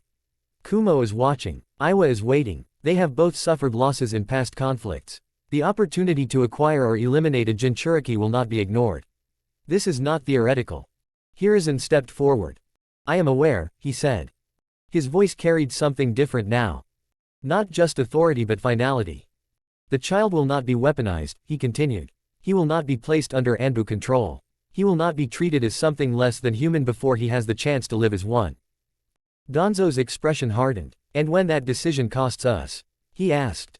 Hiruzen met his gaze without hesitation. Then it will be my responsibility, he said. The weight of that answer settled across the room. It did not remove the tension but it anchored it. Shikaku exhaled slowly. Then concealment is our only viable path, he said. Civilian orphanage, minimal attention, limited exposure. Inoichi nodded. And strict control of information, he added. If word spreads, everything changes. Hiruzen turned slightly, his gaze moving across the entire room now, not focusing on any one group, but addressing all of them. Then hear this clearly, he said. The room stilled. What was sealed last night will not be spoken of outside this chamber, he continued, his voice firm, leaving no space for misinterpretation. The existence of the 9 tails within the child is classified as an S-rank secret. No one outside of those directly responsible for the village's security is to know. If this information is spread, he said, if even a word of it reaches beyond controlled channels, it will be treated as an act of treason. The word struck harder than anything else that had been said. Treason against the village, Hiruzen continued, in a time where we are already vulnerable. And it will be punished accordingly. The implication did not need to be explained. Execution. The room understood. The man who had drawn the blade earlier looked down, his jaw tightening, but he did not speak again. Hiruzen's gaze lingered on him for a moment, not in anger now, but in something heavier. Then he turned away. The child will be placed in a civilian orphanage, he said. He will grow without knowledge of what he carries. He will be protected without being isolated. And when the time comes, we will decide the next step. This decision is final. I will not hear any arguments about this. Hiruzen continued, I am the Hokage of Konoha and my word is law. The room was quiet. Not the heavy silence of the council chamber, filled with tension and restrained conflict, but something softer, something smaller, contained within walls that held no authority, no pressure, no voices demanding resolution. Just a child. Naruto lay where he had been placed, wrapped and still, unaware of the weight that had already settled over his life before it had even begun. The world around him had shifted, decisions had been made, lines drawn, futures altered, but none of it reached him here. Hiruzen stood at the doorway for a moment before stepping inside. The air felt different here. Simpler. He moved slowly, each step deliberate, not out of hesitation, but out of something closer to restraint, as though moving too quickly would break something that had not yet formed. He stopped beside the bed. For a long moment, he said nothing. His gaze rested on the child, taking in the smallness of him, the stillness, the quiet rise and fall of breath that carried none of the violence that had led to this moment. This was what it had come to. Not a weapon, not a threat but a child. Hiruzen exhaled slowly, the breath leaving him heavier than it should have. I have made the decision, he said quietly, his voice low enough that it barely disturbed the stillness of the room. Whether it was the right one, I do not know. His hand lifted slightly, then stopped, hovering just above the edge of the cradle before settling there instead of reaching further. They spoke of you as if you were already lost, he continued, his gaze softening, though the weight behind it did not lessen. As if what you carry has already decided what you will become. His fingers curled slightly against the wood. I will not accept that, he said. Outside, the village was still recovering. Inside, something else was being decided. You will not be raised as a weapon, Hiruzen continued. You will not be locked away and shaped into something you never chose to be. He paused, his gaze lowering slightly. But I cannot give you what you deserve either. The admission lingered. Heavy and honest. I cannot keep you close, he said. Not without placing you in greater danger than you already are. There are those beyond this village who would see you as nothing more than a prize. Or a target. His expression tightened slightly. And there are those within it who would see you as something to fear. The silence returned. So I will place you somewhere ordinary, he said. Somewhere that does not draw attention. Somewhere you can grow, without the weight of what you carry being forced upon you from the beginning. His hand shifted slightly, resting more firmly now against the edge of the bed. It will not be easy, he added. And for that, I am sorry. The words did not come easily, they were not meant to. He looked at Naruto again, more closely this time, as though trying to see beyond what was there, beyond what had been decided. I will watch over you, he said. Even if it is from a distance. The promise was not grand. Not absolute, but it was real. And when you are older, he continued, when the time is right. I will come to you properly. His gaze lingered for a moment longer. Then, quieter, I owe you that much. The room remained still. Naruto did not stir. The world outside continued to move. XXXXXXX. The hall returned. Hiruzen stood where he had been. Naruto remained at the back. Nothing had changed. And yet. Everything had. Chapter 13, Chapter 12 A Familiar Face. Disclaimer, I do not own Naruto or its characters. All rights belong to Masashi Kishimoto. This is a non-profit fanfiction written purely for enjoyment. Naruto stood at the back of the hall as the man entered. The shift in the room came before anything else, not through sound or movement, but through attention. The children did not fully understand what was happening, yet they still straightened, their small movements guided more by the tension in the adults than by instruction alone. The matrons carried themselves differently as well, their composure more deliberate, their presence more structured than it had been before. Naruto observed quietly. The man walked forward at a steady pace, neither slow nor hurried, his presence settling into the space without effort. What drew Naruto's attention first was not his face, but his clothing. It stood apart from everything else he had seen so far in this world. The outer robe was white, its length extending down past the knees, edged with red flames that rose from the hem in a pattern that felt intentional rather than decorative. The cloth moved lightly with each step, not heavy, not restrictive, but controlled in a way that suggested it was meant to be seen. Beneath it, darker clothing held closer to the body, less visible but more practical, forming a contrast between appearance and function. The red hat had a white diamond on the front with red kanji written on it. The hat rested low, wide-brimmed, casting a shadow over his face while still leaving enough visible to observe the expression beneath it. The symbol at the front marked something Naruto did not yet understand, but the way everyone reacted to it told him it carried authority beyond the individual wearing it. This was not just a person, this was a leader. Naruto's gaze moved upward. The man's face was lined with age, but not weakened by it. The lines were not from frailty, but from years of decisions that had left their mark. His expression remained calm, composed, not distant, but not open either. His eyes moved across the room, not quickly, not searching, but taking everything in with a quiet awareness that did not need to announce itself. Naruto felt something shift. At first, it was subtle. A pressure, forming slowly behind his eyes, not painful in the way of injury, but unfamiliar, as though something inside him had begun to move without his control. His breathing remained steady, his body still, but the sensation grew sharper, more focused, concentrating into a point that did not belong to the present moment. As the man continued walking, Naruto's attention did not leave him. The pressure intensified. It was not coming from outside, but it was rising from within.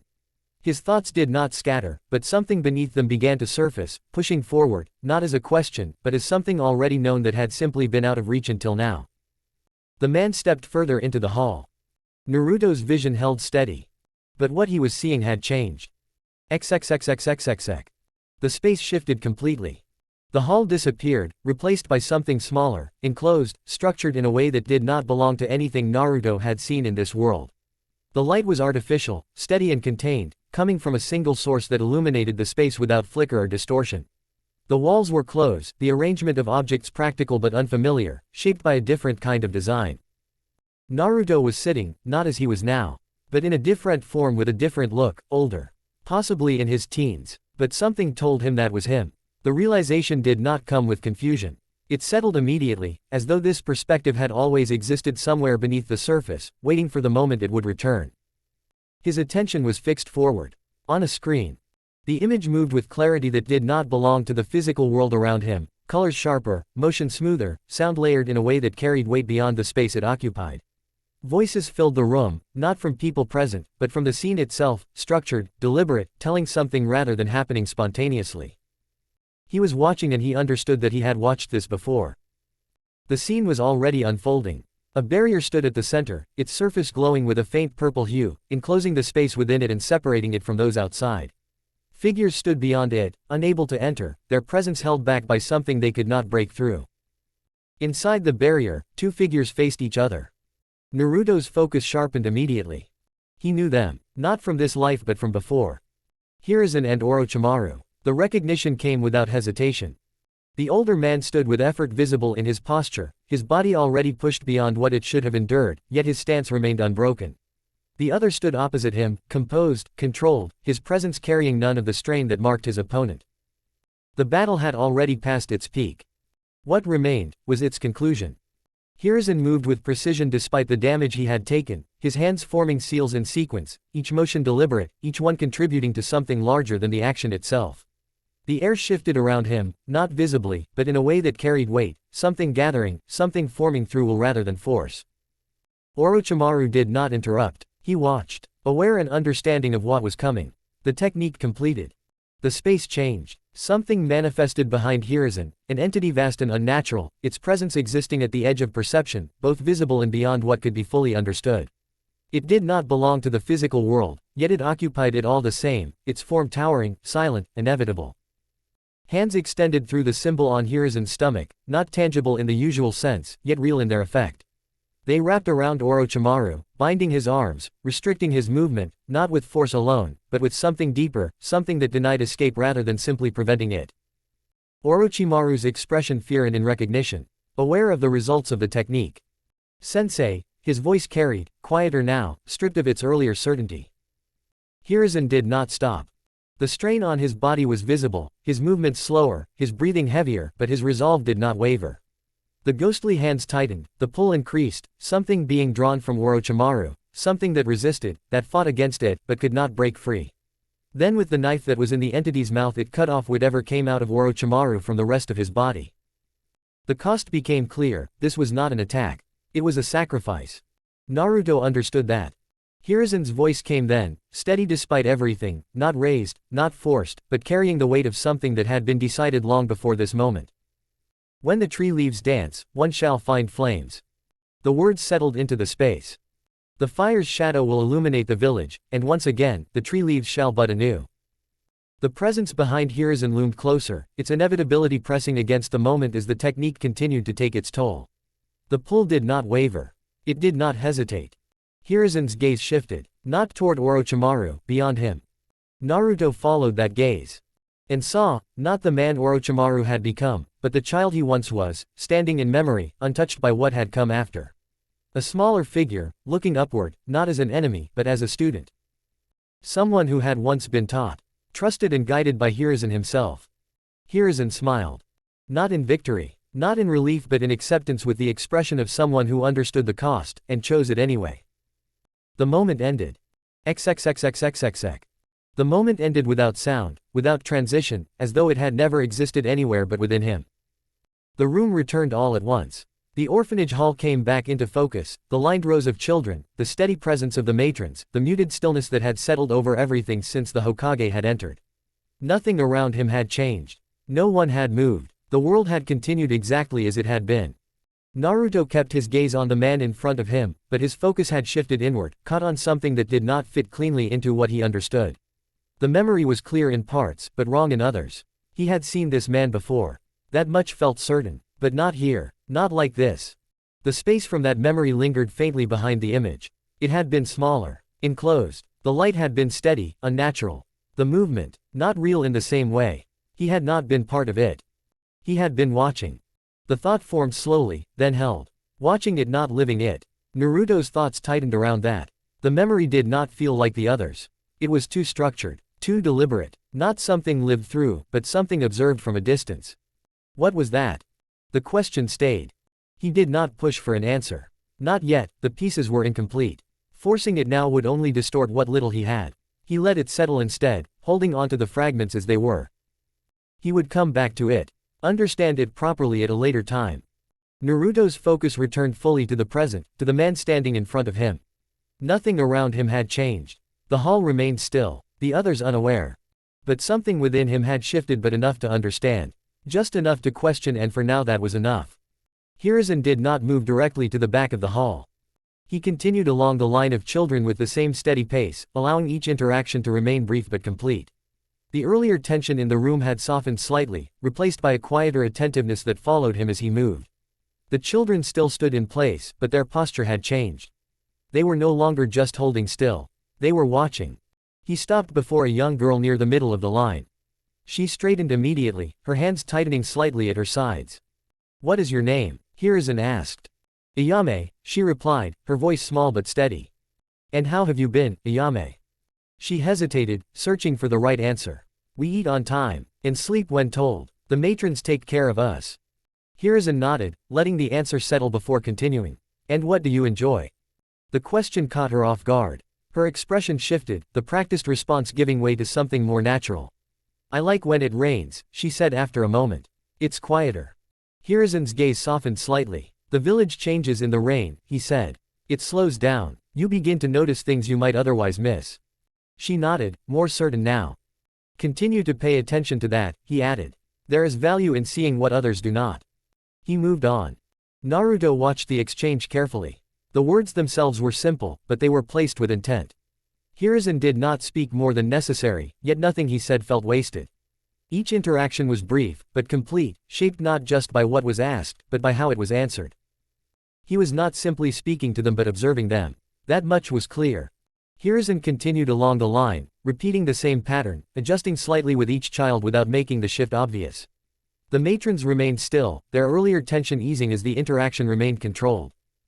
Eventually, he reached the end. Naruto stood where he had been placed, his posture unchanged, his attention steady.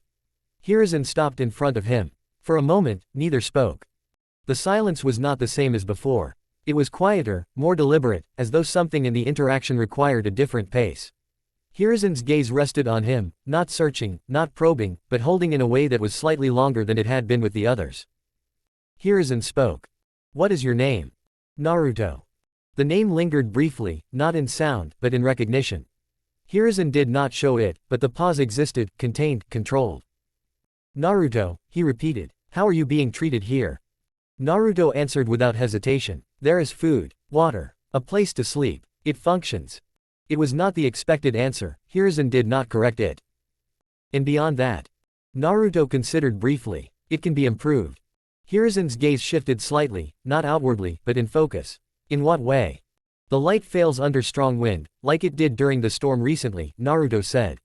"It disrupts movement at night." Hiruzen listened, but did not respond immediately. Instead, he studied him, the pause stretching slightly longer than before, as though weighing not just the words, but how they were given. "You observe closely," he said. Naruto did not respond, as it was not something he considered unusual. Hiruzen held his gaze a moment longer, then spoke again, more quietly now, though not softer. You have been watching since I entered. Naruto nodded once. Hiruzen regarded him for a moment, then added, if you have something you wish to ask, you may. The offer settled. Naruto's thoughts aligned, not scattered, moving through what he had already begun to question before choosing what mattered first. What is a Hokage? He asked. The question drew a slight shift in the room, subtle, but present. It was not the question itself, but the direction of it. Hiruzen answered without hesitation. The Hokage is the leader of the village, he said. Responsible for its people, its protection, and the decisions that shape its future. Naruto absorbed that. And Shinobi? He asked. They are those who serve the village using chakra, Hiruzen replied.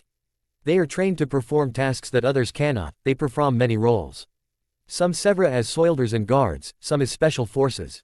They perform various tasks related to the village, they bring both economical benefits and security to the village. Naruto's focus sharpened slightly. What is chakra? The question lingered a fraction longer. Before Hiruzen could respond, the matron stepped forward, her posture tightening. Lord Hokage, she said, her tone respectful but firm, the child should not be questioning you in this manner. Naruto did not react. Hiruzen's gaze shifted toward her briefly. It is not a problem, he said.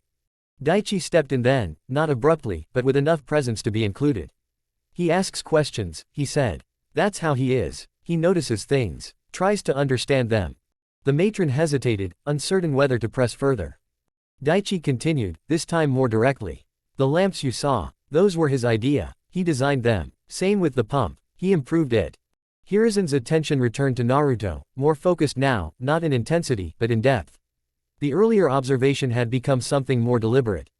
You made those changes, he said. Naruto nodded once. How? Naruto did not rush the answer. The problems were visible, he said. The light failed because it was exposed to the environment. It needed to be contained without cutting off airflow. The pump needed less force if the leverage was adjusted. He stopped there, no need to explain further. He mused, I don't know if he would understand the complex mechanics behind the machine, as I don't know how developed this world is. He thought. Hiruzen watched him in silence for a moment. There was no confusion in the explanation, no uncertainty, only clarity, given without excess. Something in his expression shifted, subtle, restrained, but present. It did not reach the surface fully, but it remained familiar. Just like his father. Minato, he remembered fondly. Minato was hailed as a genius even as a kid graduating from the academy, he thought. He did not speak it. Instead, he answered the question that had been interrupted. Chakra, Hiruzen said, is a combination of physical and mental energy. It exists within the body and is shaped through control. Shinobi are trained to use it. Naruto listened. Can anyone learn it? To some extent, Hiruzen replied. Everybody is born with chakra, some more and some less. Those who have enough of it can learn it and become ninja, but not without training. Control requires discipline. Naruto absorbed that without comment. Hiruzen continued, there is a place where such training begins. The Ninja Academy. Kids like you who want to learn about it go there to attend and some later become ninja that work for the village. Naruto looked at him. When can I go? When you are older, Hiruzen said. Around the age of 8. Naruto considered that. It was not immediate but it was defined. I will go, he said. Hiruzen nodded once, serenely relieved that he didn't have to convince Naruto to attend the Ninja Academy. Because Naruto did not have a choice, due to his ninja heritage and his container status. But Naruto did not stop there. Before that, he said, I need knowledge. Hiruzen's gaze shifted slightly. What kind of knowledge, Naruto-kun?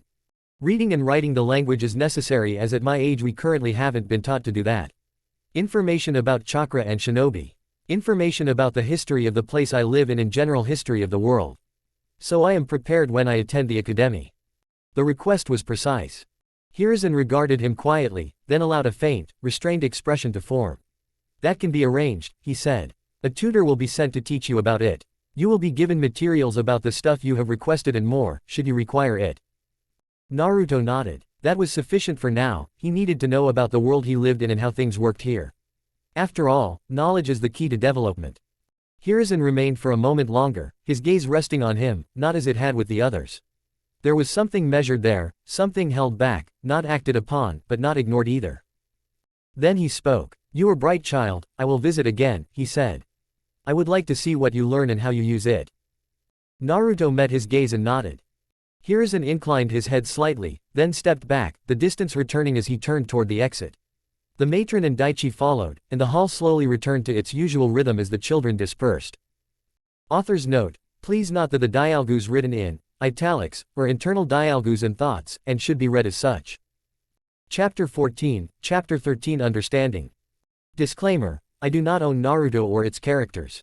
All rights belong to Masashi Kishimoto. This is a non-profit fanfiction written purely for enjoyment. The office was quiet when Hiruzen returned, not empty, but settled in a way that allowed thought to take shape without interruption.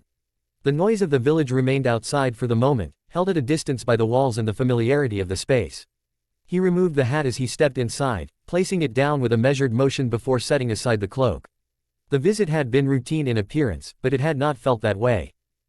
Two Anbu stood within the room, their presence unchanged, positioned without drawing attention, yet fully aware of everything that had transpired. Hiruzen did not sit immediately. He remained where he was for a moment, as though allowing the impressions of the visit to settle before speaking. He notices more than he should at that age, he said at last, his tone calm, not reflective for the sake of it, but grounded in observation. Not just what is visible, but what sits beneath it. Structure, inefficiency, patterns in how things are used rather than how they are meant to be used. One of the Anbu inclined his head slightly. The child from the orphanage, he said, not as a question, but to confirm direction. Naruto, Hiruzen replied. The name lingered briefly, not spoken with emphasis, but not without weight either. He does not respond in the way the others do, Hiruzen continued, moving toward the desk now, though his attention remained on the discussion. When spoken to, he answers, but the response is not shaped to satisfy the question. It is shaped by what he has already observed. There is no hesitation, but there is also no attempt to align himself with expectation. The second Anbu shifted slightly, considering that. That is unusual, he said. Children at that age impressionable thus tend to mirror what they are shown. Yes, that is true, Hiruzen replied, taking his seat. He does not, he behaves differently than normal children. The lamps you observed, Hiruzen said after a moment, shifting the discussion, were not standard design. They held structure where there should have been exposure. The flame was allowed to breathe, but not to fail. We noticed, the first Anbu said. They were more stable than expected. They were designed to be, Hiruzen replied. Not refined, not complete, but functional. The same applies to the pump. The mechanism itself was unchanged, but the application of force was corrected. Less effort, greater output. A simple adjustment, but one that had been overlooked. The second Anbu exhaled quietly, more in thought than reaction. That suggests understanding, not imitation. It certainly does, Hiruzen said. The room settled briefly. And the source? The first Anbu asked. Was it instruction? Hiruzen shook his head slightly. No, it was observation. The answer was simple, but it implicated the general knowledge and brilliance of the child. He identified the problem, not in theory, but in use, Hiruzen continued. That is not something that is taught at that stage. It is something that is recognized. There was a pause, and in that pause, something unspoken aligned. I have seen it before, Hiruzen said, his tone unchanged, though the meaning beneath it had shifted. The Anbu understood. Minato, the second said. Hiruzen nodded once. Not identical, he added, but the approach is similar.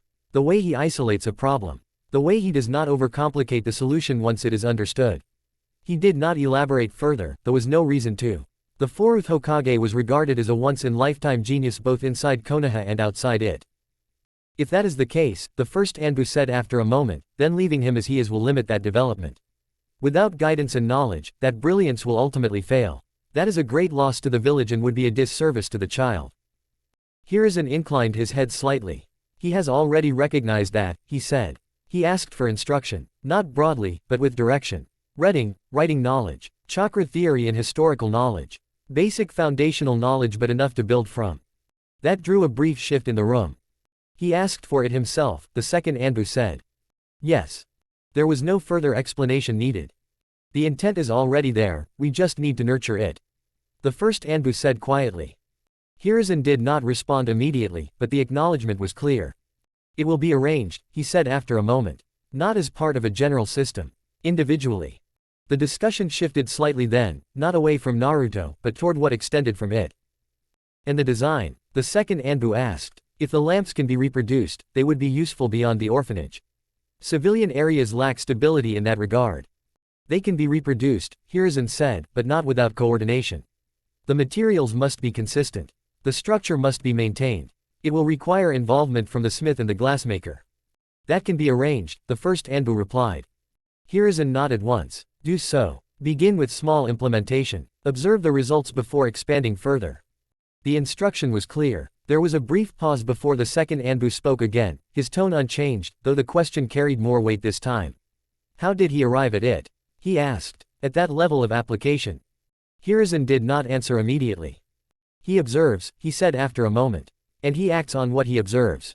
That is enough for now. It was not a complete answer, but it was the only one he intended to give before he confirmed any ideas. The child was unusually knowledgeable with practical applications. It was similar to Minato and unfortunately one of his student, Orochimaru. Hiruzen grimaced at that.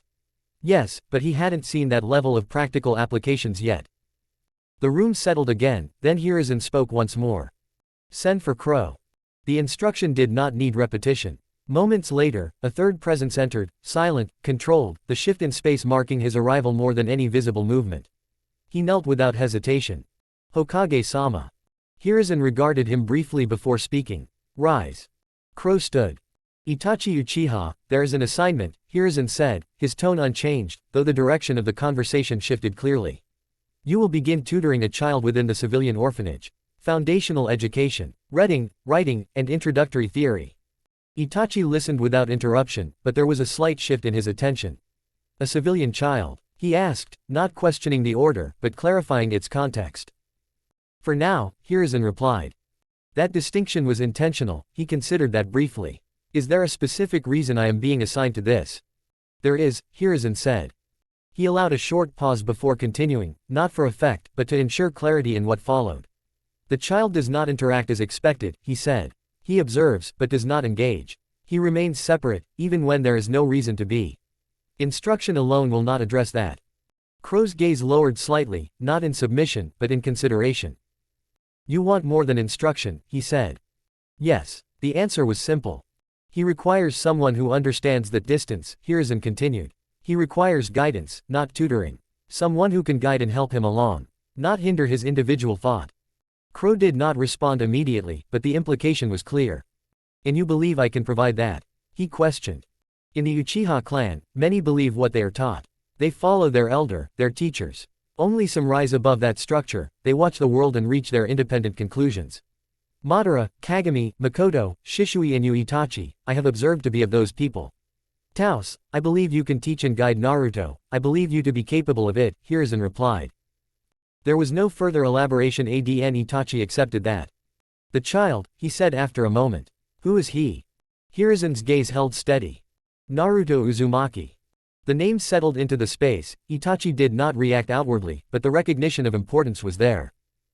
There are tensions within the clan, Crow said after a moment, his tone shifting slightly as he addressed something parallel rather than unrelated. They are increasing. I am aware of the dissatisfaction of the Uchiha with the village and the current governing system. Itachi. Hiruzen replied. It will require attention, both from you and me Hokage-sama, Itachi said. It will receive it, we will take necessary steps to relive those tensions. The exchange was brief, but complete. Itachi inclined his head slightly. Then I will begin immediately. Hiruzen nodded. He stepped back, then disappeared as quietly as he had entered. The room returned to stillness. Hiruzen remained seated for a moment longer, his gaze unfocused, not on anything within the room, but on something carried forward from the orphanage. The name remained, not as a title or responsibility, but as something more personal than he allowed it to be. Naruto, he did not dwell on it. For now the path for the child was to receive guidance from his tutor, and maybe later he could visit him and see for himself what he made out of that knowledge. There were other matters to attend to for now. XXXXXXX. Night settled over the orphanage without announcement, the routines carrying the children from movement to stillness in the same quiet order as before. The lamps held steady now, their light no longer wavering under passing drafts, casting a consistent glow across the room as the last of the voices faded. One by one, the children drifted into sleep, their breathing uneven at first, then gradually aligning into a shared rhythm. Naruto lay where he had been assigned, still among them, but not yet at rest. The memory had remained with him since the Hokage's visit. It had not returned on its own, nor had it faded. It lingered in a way that resisted being ignored, not intrusive but incomplete. The fragments he had seen were clear in parts, but without context they held no stable meaning, and that absence had not resolved itself through time. He turned his attention inward. Not abruptly, and not with force. If the memory had surfaced once, it could surface again, but not through strain. It would need to be recalled properly, not chased. Naruto closed his eyes, allowing the external to settle, letting the sounds of the room recede into the background. He did not block them out completely. He simply placed them aside. Then he began, trying to retrace what he had seen. The Hokage in his battle attire, the unearthly presence behind him. The pale man standing in front of him, cursing out his old teacher. Then he shifted focus on the space that did not belong. On the light that had not come from flame. The sense of watching rather than being present, he held onto that.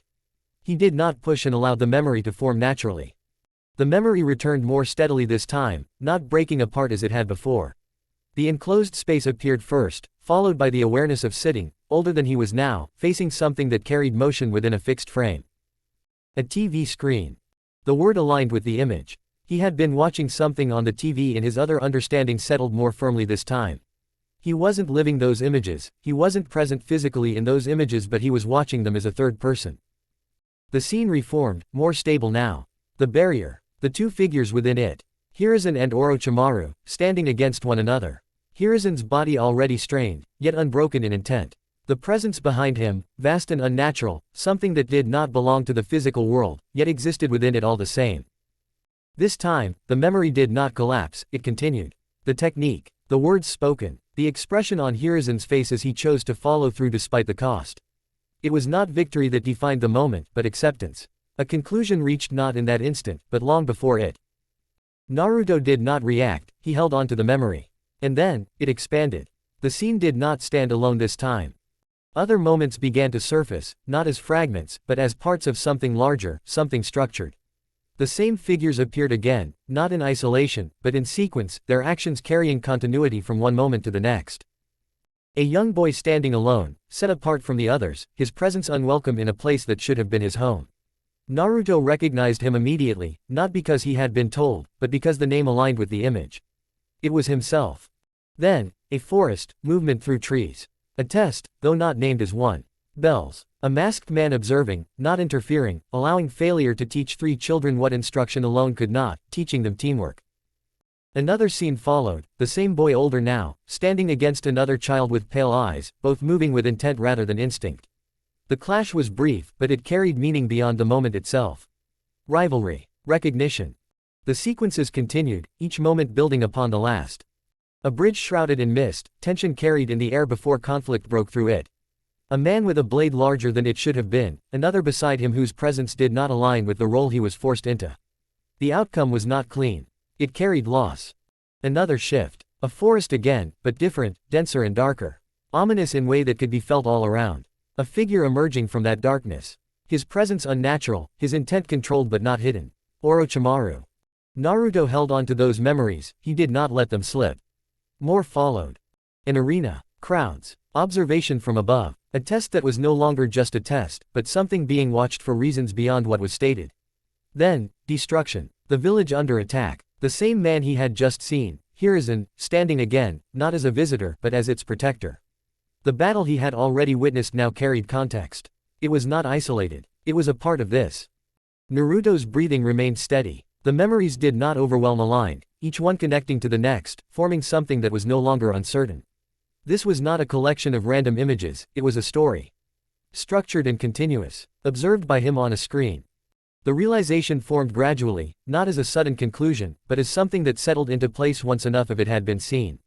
He had known this before, not in this life. In another life. The word surfaced again, anime. The meaning came with it, not needing explanation. A constructed narrative, something watched and followed. Naruto opened his eyes. The room returned, unchanged. The same dim light, the same quiet breathing of other children sleeping in their beds. Nothing around him reflected what had just settled into place. But the understanding did not leave. This world was the same as that story.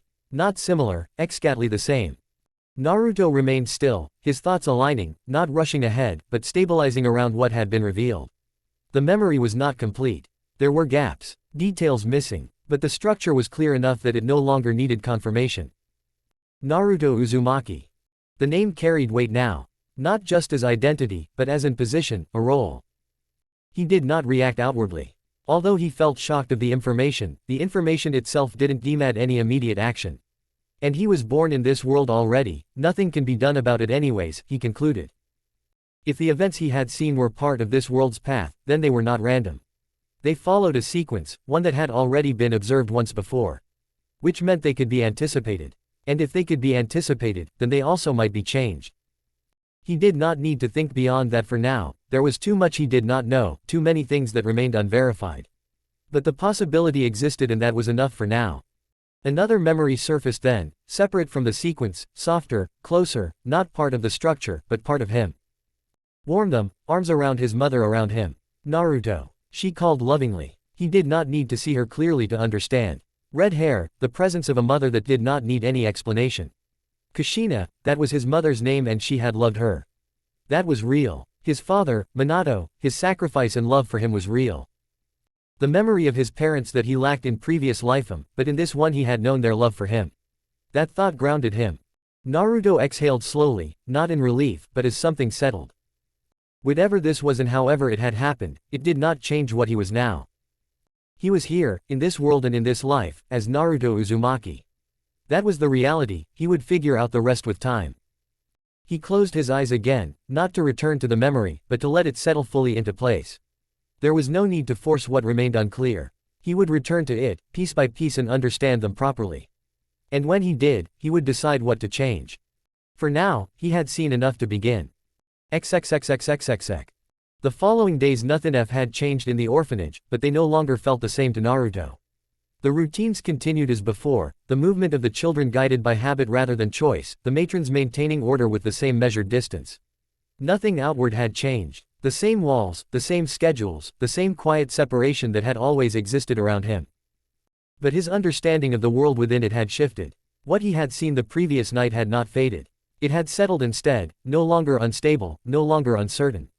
The memories remained incomplete in detail, but complete enough in structure.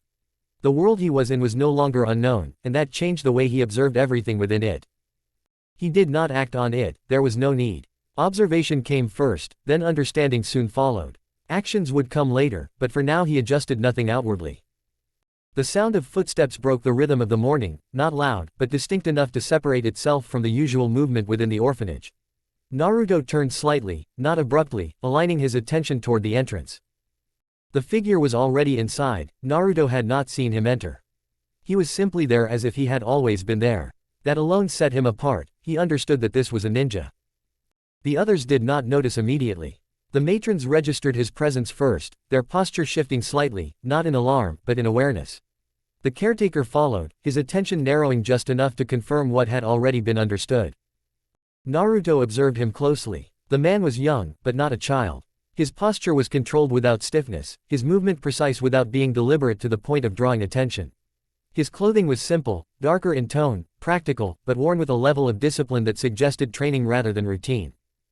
There was no unnecessary motion, no wasted movement. He approached slowly, Naruto did not move to meet him. He stopped a few steps apart, and for a brief moment, neither spoke. Naruto studied him, not just his appearance, but the way he held himself, the way his attention moved, the way he scanned the room in the way unlike a civilian. He did not search, he registered. That difference was clear. The man spoke. "You are Naruto Uzumaki, yes?" Naruto nodded once. "I have been assigned to instruct you," the man continued, his tone even, controlled, carrying no unnecessary emphasis.